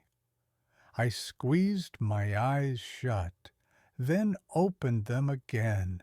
It was still there, and then it moved. It tilted its head as if it was curious, a slow, deliberate movement that was chillingly intelligent. It took a single step forward, out from behind the branch. I saw it clearly now in the flickering firelight. It was covered in dark, matted fur. Its arms were long, too long for its body, and they ended in what looked like large, clawed hands. It had to be 8, maybe 9 feet tall. I was paralyzed. Every instinct, every fiber of my being was screaming at me to run, to shoot, to do something. But I couldn't move. I was locked in a state of pure, unadulterated terror. It just stood there at the edge of the light, watching me, its eyes. I couldn't see the color, but I could see them reflecting the firelight. They glowed with a faint, reddish-orange light, and they were focused directly on me. We stayed like that for a long moment. Me, a terrified man, huddled by a fire, and this impossible creature, standing as a silent, monolithic sentinel of the night. Then it raised its head and let out a sound that I will hear in my nightmares for the rest of my life. It wasn't a howl or a bark. It was a low, guttural growl that seemed to vibrate the very air around me. I felt it in my chest, a deep, resonant warning. It was the sound of a predator, confident in its power, telling me that I was in its territory and that I was not welcome. The growl snapped me out of my paralysis. My survival instincts, buried under a mountain of disbelief and fear, finally kicked in. I knew 2 things with absolute certainty. I could not stay here, and I had to get to my truck. My mind raced. The truck was 100 yards away, a straight shot across the clearing, but the creature was between me and the path. Not directly, but off to the side. It was a gamble, a terrifying all-or-nothing gamble. I remembered the bundle of fat wood and pine needles I had next to the fire for kindling. An idea, born of desperation, flashed in my mind. Without taking my eyes off the thing, I reached down slowly, my hand fumbling for the bundle. My fingers closed around it. In one fluid motion, I stood up and threw the kindling directly into the heart of the fire. The dry, resin-soaked wood erupted in a brilliant flash of light and a shower of sparks. The clearing was illuminated as bright as day for a split second. In that flash, I saw its face. The fur was dark brown and black, matted with dirt and something else. The snout was long and filled with yellowed teeth, but the eyes were not animal. They were intelligent, and they were filled with a cold, calculating malice. It recoiled from the sudden flare of light, taking a half-step back and raising a massive clawed hand to shield its face. That was my chance. I didn't hesitate. I didn't grab my pack. I didn't even think about the rifle in my other hand. I just turned and ran. I have never run like that in my life. I was running on pure adrenaline, my legs pumping, my lungs burning. The 100 yards to my truck stretched out before me like an endless dark void. I heard it recover almost instantly. There was a sound of explosive rage, a guttural roar that was part bark, part scream. Then the sound of it giving chase. It wasn't the sound of a man running. It was the sound of something immense and powerful crashing through the forest. The ground seemed to shake with each footfall. Branches snapped like toothpicks. It was impossibly fast. I risked a glance over my shoulder. I saw its silhouette, a towering black shape, closing the distance at an alarming rate. It was going to catch me. I was not going to make it. My truck was just ahead. 20 yards. 10. I fumbled in my pocket for my keys as I ran, my fingers clumsy with panic. I got them out, the metal cold against my sweaty palm. I reached the driver's side door and yanked on the handle. It was locked. Of course, it was locked. My hand shook violently as I tried to jam the key into the lock. The sounds behind me were deafeningly close. I could hear its heavy, raspy breathing.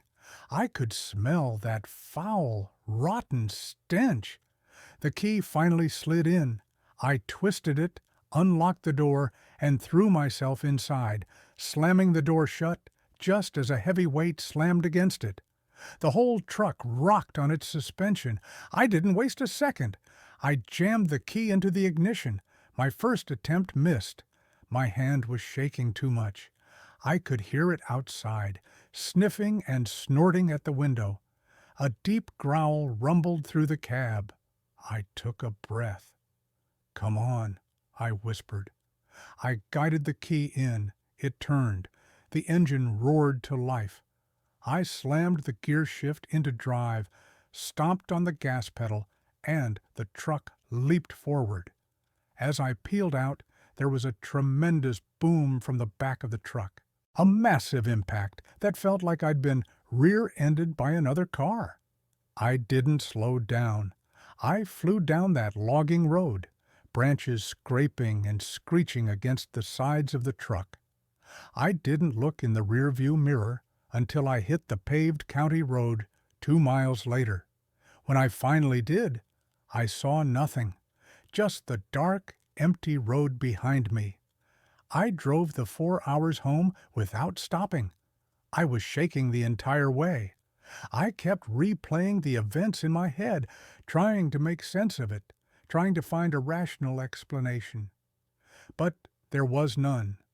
When I got home, I walked inside, locked the door, and went to every window, making sure they were locked too. I spent the rest of the night sitting in my living room in the dark, my shotgun across my lap, jumping at every creak and groan of the house. The next morning, in the safety of the daylight, I went out to look at my truck. There was a huge concave dent in the upper corner of the tailgate on the driver's side. It looked like someone had hit it with a sledgehammer, and below the dent there were 4 deep, parallel gouges in the metal, scraped clean of paint. They were claw marks. I tried to tell my wife. She saw the state I was in. She saw the damage to the truck. She listened, but I could see the disbelief in her eyes. She suggested I was exhausted, that I'd hit a deer, and my mind had filled in the blanks. I tried to explain, but it sounded insane even to my own ears. I called the landowner that day and told him I was terminating my lease. I didn't give him a reason. I couldn't. I sold my rifle. I sold my tent. I gave away all my hunting and camping gear. I have not set foot in a forest since that night, and I never will again. The sanctuary I loved is now a place of unimaginable terror for me. I'm not trying to convince anyone. I know what I saw. I know what chased me. I know it was real. I am sharing this as a warning. The world is not what you think it is. There are things in the deep, dark woods that have been there for a very long time. And you are a guest in their home, a guest they do not always welcome. I know what a bear looks like. I know what a wolf looks like. This was neither. It was something else, something ancient and intelligent and filled with a hate I hope to never encounter again. Be careful out there. Don't ever assume you are the toughest thing in the woods. You might be wrong, and that mistake could be your last. Name withheld. The next story this evening comes from a man who used to work the night shift, inspecting remote pipelines. He found that the loneliness was not the only thing to be concerned about in the dark. He writes, I worked for a natural gas company for about 5 years. My job wasn't glamorous. I was a pipeline inspector, and I drew the short straw, the night shift. My route covered about 100 miles of pipeline that ran through some of the most remote and rugged parts of Pennsylvania. Most of it was just dense woods and rolling hills, miles from any town or even a house. The job itself was simple. I had a company pickup truck, a Ford F-250, and a set route of inspection points. These were basically little stations along the pipeline right-of-way, where I had to check gauges, look for leaks, and make sure everything was running smoothly. The right-of-way was a wide, clear-cut path through the forest, maybe 50 yards across, with the pipeline buried underneath. It was like a long, straight road made of dirt and gravel that cut through a sea of trees. I worked from 10 p.m. to 6 a.m. For the most part, it was a boring and lonely job. Just me, my truck, and the radio. I got used to the solitude. I actually started to enjoy it. The quiet, the stars. You could see so many stars out there, away from all the city lights. I felt like I had the whole world to myself. I'd been doing the job for about 2 years when this happened. It was a clear, cold night in late fall. The moon was nearly full, which was nice. It lit up the right-of-way like a silver highway, making it easy to see. I was about halfway through my shift, maybe around 2 a.m. I was at an inspection point deep in a section of state forest land. This was one of the most isolated parts of my route. The nearest paved road was at least 10 miles away. I did my checks, noted the readings in my logbook, and got back in my truck. I was about to drive to the next point, which was about 3 miles further down the line, when I got this weird feeling. It's hard to describe. It was that classic feeling of being watched. The hair on the back of my neck stood up. I've always been a pretty rational guy, not prone to flights of fancy, but this feeling was undeniable. It was intense. I chalked it up to being tired and alone in the middle of nowhere.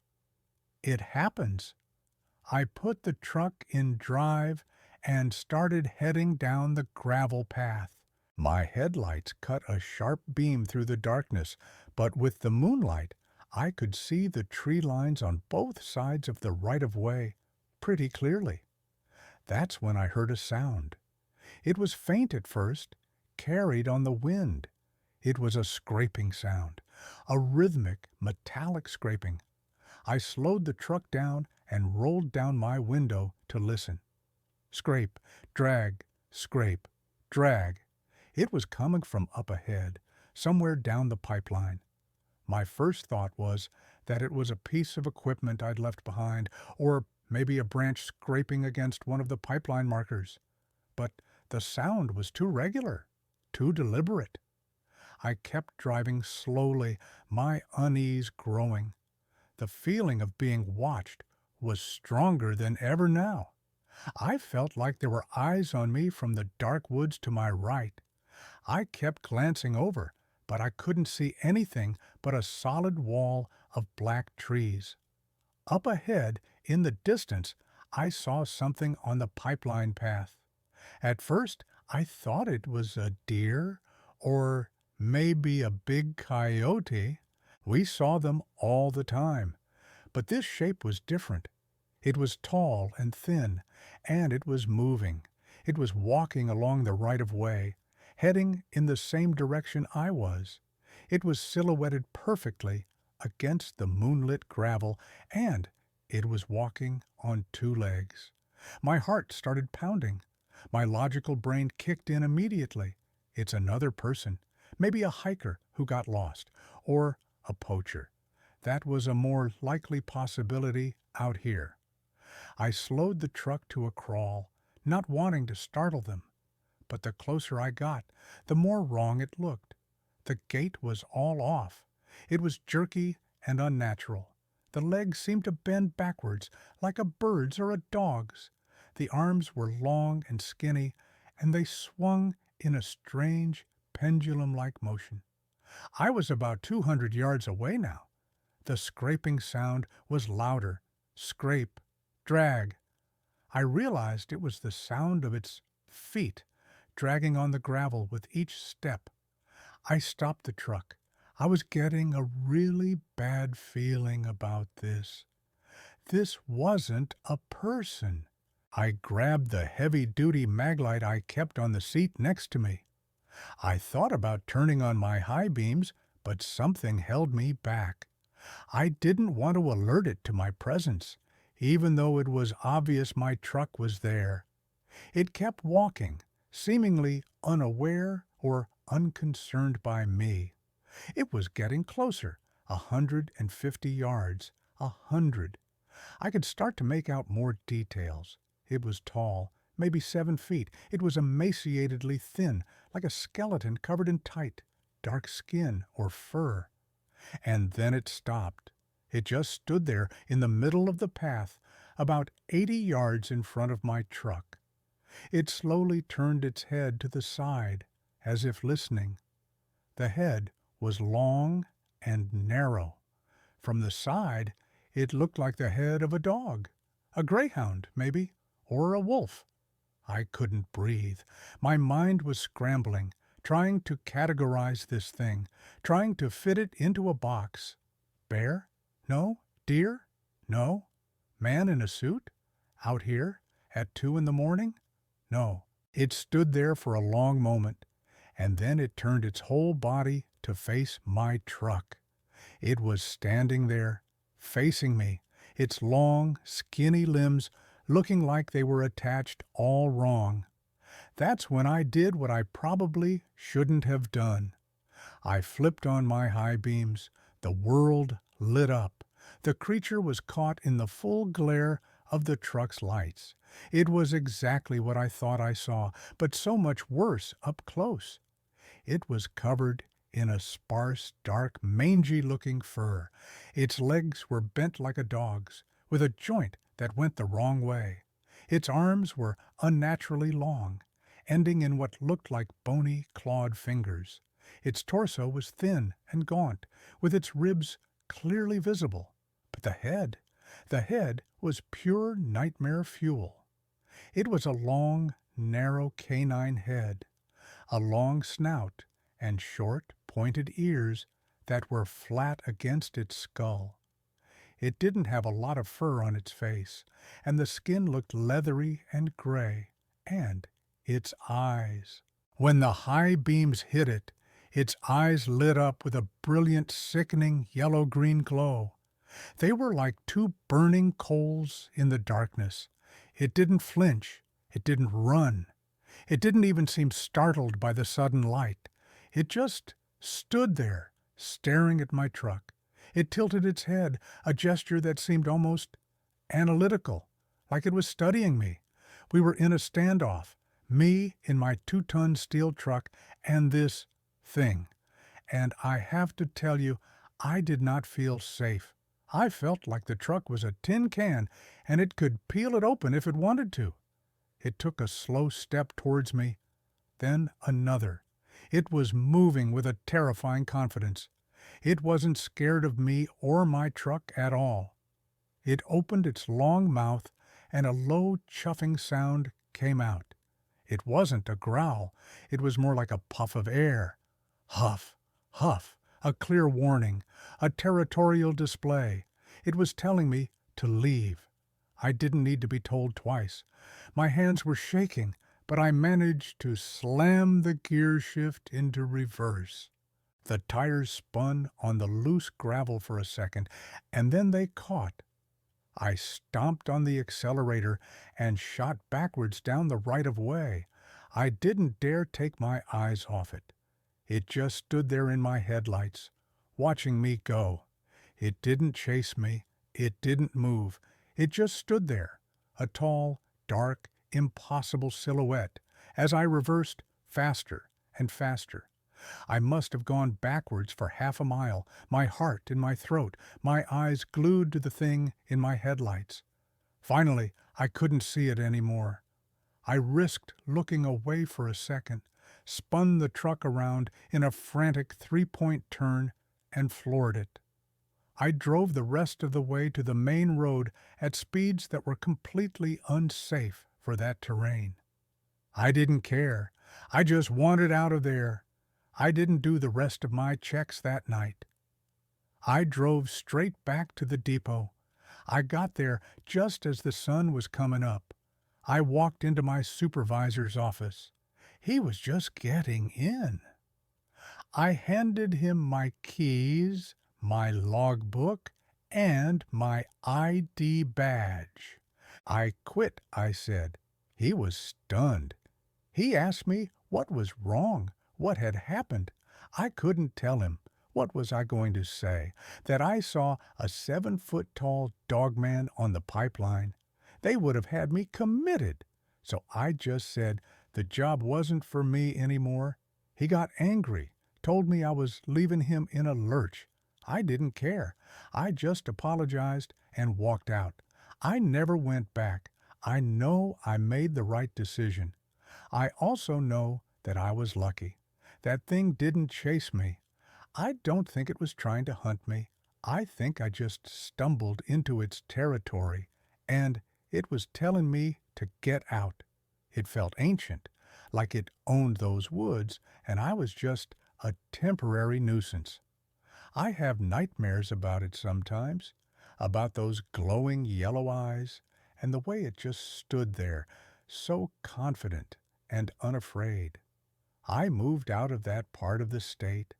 I don't like being in the woods anymore, especially at night. I don't know what that thing was. I've heard the stories, the local legends.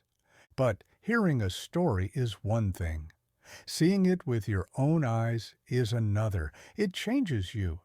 It rearranges your understanding of the world. These things are out there. They are real, and they are not afraid of us. If you work a job like I did, out in the middle of nowhere in the dead of night, be careful. You are not alone out there, and you are not at the top of the food chain. Name redacted. This next account is from a man recounting a fishing trip he took with his cousin when they were teenagers, an experience that bonded them in terror and then tore them apart. He writes, "When I was 17, my cousin Mark and I were inseparable. We were born only 3 months apart, and we grew up together. We did everything together. He was more like a brother than a cousin. Our favorite thing to do was go fishing. We lived in a rural part of Ohio, and there were plenty of rivers and lakes to choose from. Our spot, the one we went to most often, was a secluded bend on the Scioto River. To get there, you had to park on a dirt access road and walk about a quarter of a mile through a cornfield and then another 100 yards through a thick patch of woods. It opened up onto a wide, sandy bank. The river was slow and deep there, and the fishing was always good, especially for catfish at night. We had been there dozens of times. We knew the path by heart. We were comfortable there. It was our place. One night in late August, we decided to go for a late night session.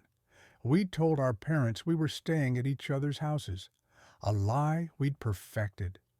Around 11 p.m., we loaded our gear into Mark's beat-up old pickup and headed for the river.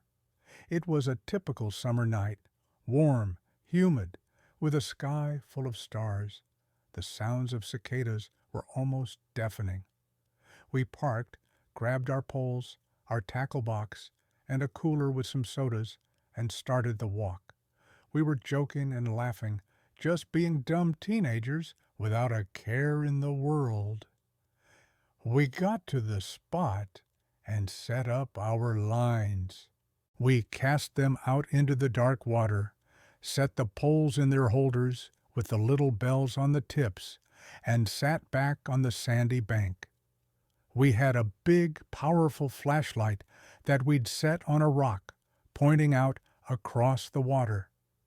The other side of the river was a steep, muddy bank that led right up into a dense, dark wall of trees. For the first hour, everything was normal. We were talking, listening to the sounds of the night.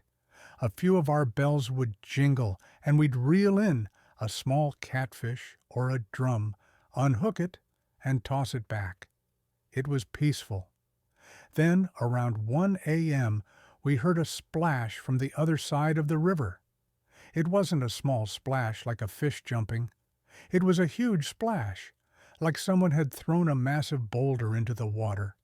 Mark and I both jumped. "What was that?" he whispered. "I don't know," I said. "A beaver? A deer falling in?" We grabbed the big flashlight and shined it across the river, sweeping the beam back and forth. The water was disturbed, ripples spreading out from a spot near the opposite bank. But we didn't see anything. We sat in silence for a minute, listening. The cicadas had gone quiet. Just like that. The whole night seemed to be holding its breath. Then we heard another sound.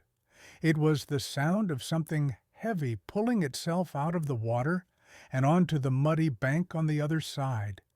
There was a lot of sucking, slurping mud sounds and the sound of branches breaking. "Dude, that's a person," Mark said, his voice tense. "Someone fell in. We should yell, see if they're okay." I wasn't so sure. A really bad feeling was creeping over me. The woods on that side of the river were thick and wild.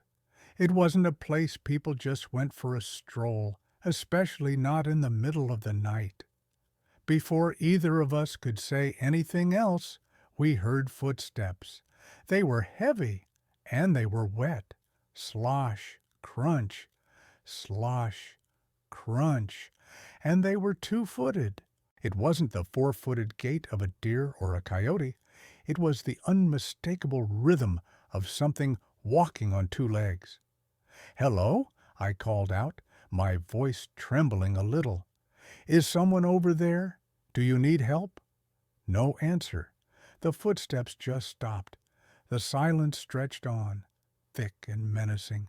My heart was hammering. Mark was frozen next to me, his eyes wide.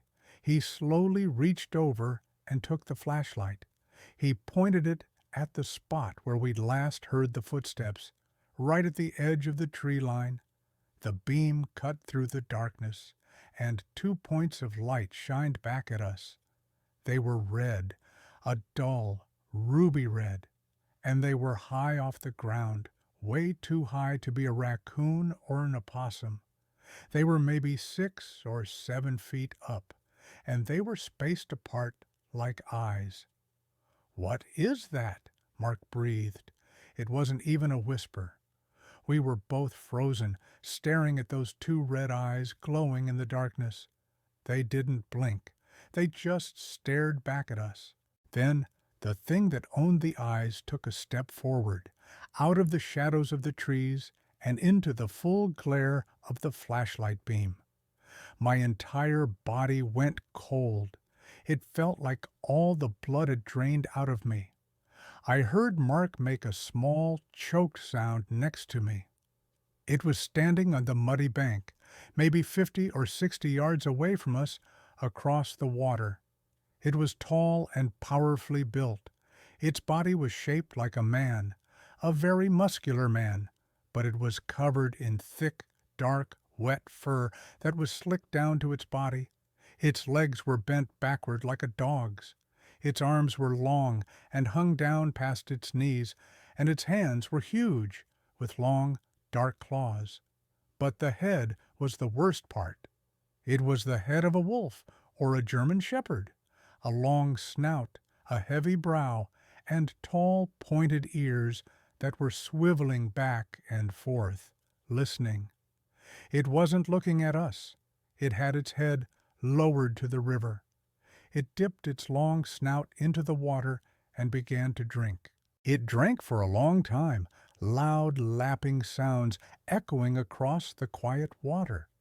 It seemed completely unconcerned by us or the bright light we had fixed on it.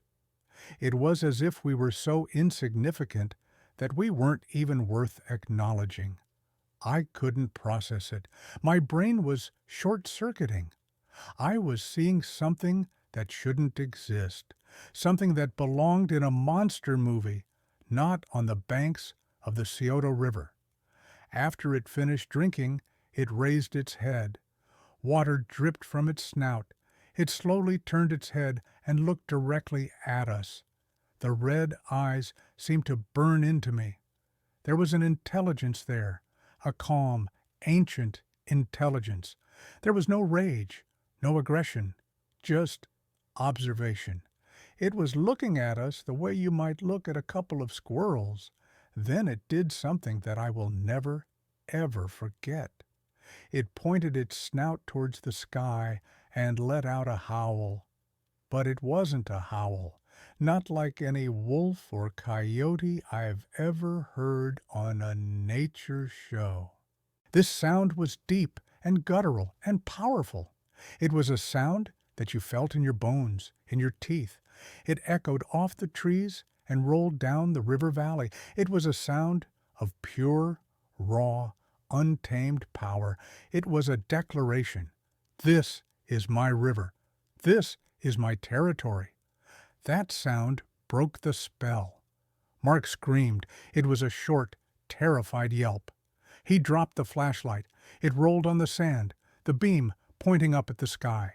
He scrambled to his feet and just ran. I was right behind him. We didn't look back. We abandoned everything. Our poles, our tackle box, the cooler. We just ran. We crashed through the woods, branches whipping at our faces. We sprinted across the cornfield, stumbling and falling. We could hear that horrible howl still echoing behind us. We got to the truck, threw ourselves in, and locked the doors. Mark was fumbling with the keys, his hands shaking so violently he couldn't get the key in the ignition. "Go, go, go!" I was yelling. He finally got it started. He slammed the truck into reverse, backed out onto the dirt road, and sped away, leaving a cloud of dust behind us. We didn't say a word the whole ride back to his house. We were both in shock. I kept seeing that thing in my mind. The red eyes, the way it drank from the river, the sound of that howl. When we got to his driveway, he turned off the engine and we just sat there in the dark, in the silence, for a long time. Finally, I looked at him. "Mark," I said, "what did we see?" He wouldn't look at me. He just stared straight ahead through the windshield. His face was pale. "We didn't see anything," he said, his voice flat and dead. "What are you talking about?" I said. "You saw it. I saw it. That thing." "Shut up," he snapped, turning to look at me for the first time. There was a look in his eyes I'd never seen before. It was pure terror, but there was anger there too. "We didn't see anything. We got spooked by a deer. That's all. We never talk about this again. Ever. Do you understand me?" I was stunned. I tried to argue, to make him talk about it. I needed to talk about it. I needed to know I wasn't crazy. But he wouldn't have it. He got out of the truck and went inside without another word. That night changed everything between us. I tried to bring it up a few times in the weeks that followed, but he would just shut down or get angry. He refused to acknowledge what happened. His way of coping was to deny it completely, to erase it. But I couldn't do that. I saw it. It was real. Our friendship was never the same after that. We drifted apart. The easy camaraderie we had was gone, replaced by an unspoken tension. That shared secret, that shared terror, didn't bring us closer. It built a wall between us that we could never tear down. We went from being brothers to being strangers who shared a past. It's been over 20 years. We barely speak now. I heard he moved out west. I think the fear did something to him that night. It broke something inside him. Maybe it broke something inside me too. I still have nightmares about it. I've never been back to that spot on the river. I've never been night fishing again. Sometimes, when the night is too quiet, I can almost hear that howl in the distance. I'm sharing this because I've never told anyone the full story. My wife knows something scared me badly as a kid, but not the details. It sounds too insane. Mark was the only other person who knew the truth, and he chose to forget. So I'm telling you, just to get it out, just so one other person knows that on a warm summer night in Ohio, two teenagers saw something impossible, and it cost them their friendship. Name withheld. Our final story tonight comes from a woman who grew up on a farm, surrounded by what she thought was the safety of wide-open spaces. She learned that some things don't need the cover of a forest to hide. She writes, "I grew up on a small family farm in rural Illinois. We weren't big-time farmers, just had about 100 acres where my dad grew corn and soybeans, and we had a big garden and some chickens. Our house was old, a 2-story farmhouse, and it was surrounded on 3 sides by endless fields of corn. In the summer, that corn would grow to be well over 8 feet tall, creating dense green walls all around our property. For me and my younger brother, Those cornfields were our playground. We'd build forts, play hide and seek, and create intricate mazes in the rows. We were told not to go too deep, but of course we often did. The fields felt like a magical secret world. They were a part of our home. When I was about 12 and my brother Sam was 9, things started to get strange. It started with our dog, a golden retriever named Buster. Buster was a typical happy-go-lucky farm dog. He was fearless. He'd chase tractors, bark at coyotes in the distance, and wasn't afraid of anything. That summer, his behavior changed. He started to become terrified of the cornfields, but only at night. During the day, he was fine, but as soon as dusk started to settle, he would get nervous. He'd pace by the back door, whining. If we let him out, he would do his business right on the edge of the porch and then scratch frantically to be let back in. He would refuse to go more than a few feet into the yard, and he would stand there with his hackles raised, staring at the wall of corn, letting out a low, unhappy growl. My dad thought it was coyotes getting braver. He started keeping his shotgun by the back door, but we never saw any coyotes. Not close, anyway. Then came the smell. A couple of times a week, always in the evening, this horrible smell would drift in on the breeze. It was a heavy, thick stench of decay, like a dead animal, but worse. It had a musky, greasy quality to it that would catch in the back of your throat. My dad went looking for a dead deer or something in the fields a few times, but never found anything. The weird part was, the smell never seemed to stay in one place. One minute it would be strong by the barn. The next it would seem to be coming from the other side of the house. We all felt it too, a general sense of unease that would settle over the farm as night fell. It was that feeling of being watched. You'd be walking from the house to the barn, and you'd just feel eyes on your back. You'd spin around, and there was nothing there, just the tall, whispering corn. My parents were practical, no-nonsense people. They dismissed it as us kids having overactive imaginations, and the dog being spooked by normal wildlife.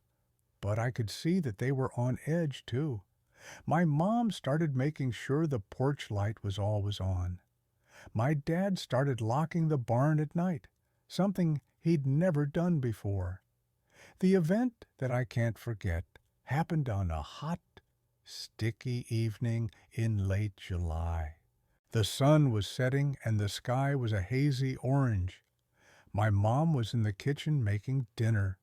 My dad was out in the machine shed working on a tractor. My brother Sam was in the backyard, kicking a soccer ball around. I was sitting on the porch swing reading a book. I remember the sound of the swing chains creaking, the smell of my mom's cooking, and Sam's shouts as he kicked the ball against the side of the barn.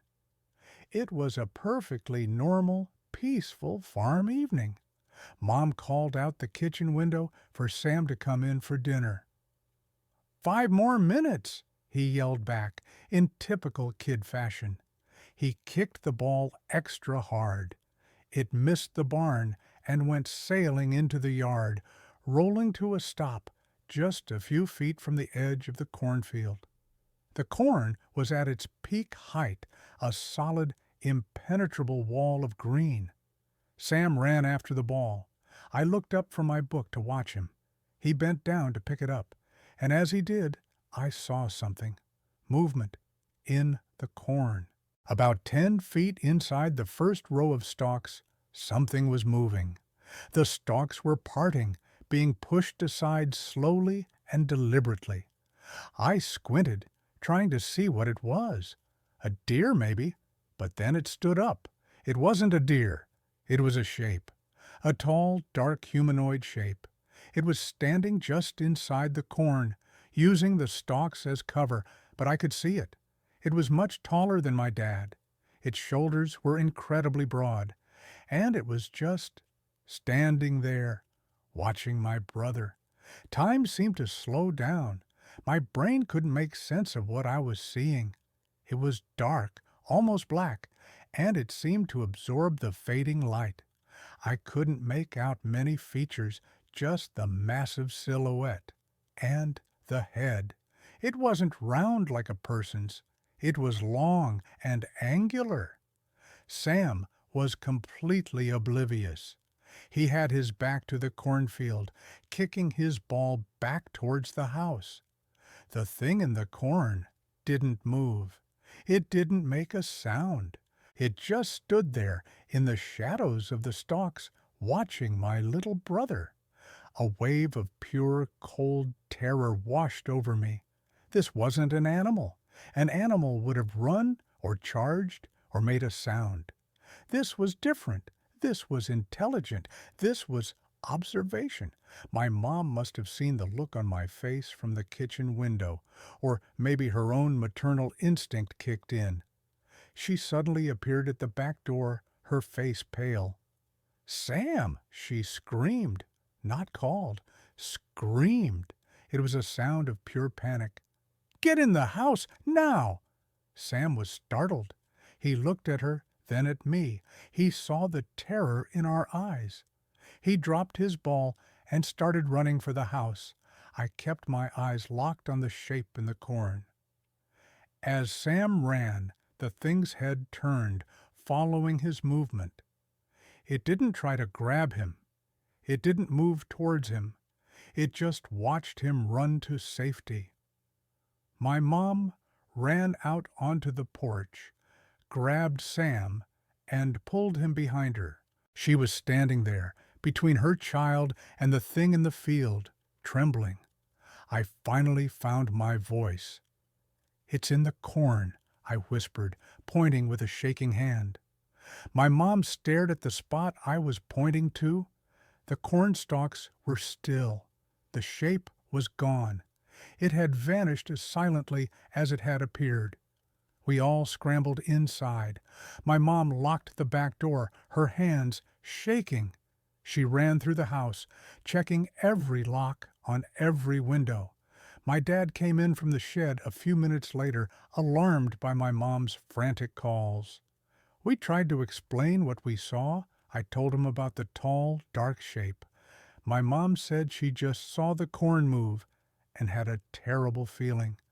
Sam was just crying, scared because we were so scared. My dad, ever the pragmatist, grabbed his shotgun and the big spotlight. He went outside and walked the perimeter of the cornfield. He was out there for 20 minutes. He came back in, his face grim.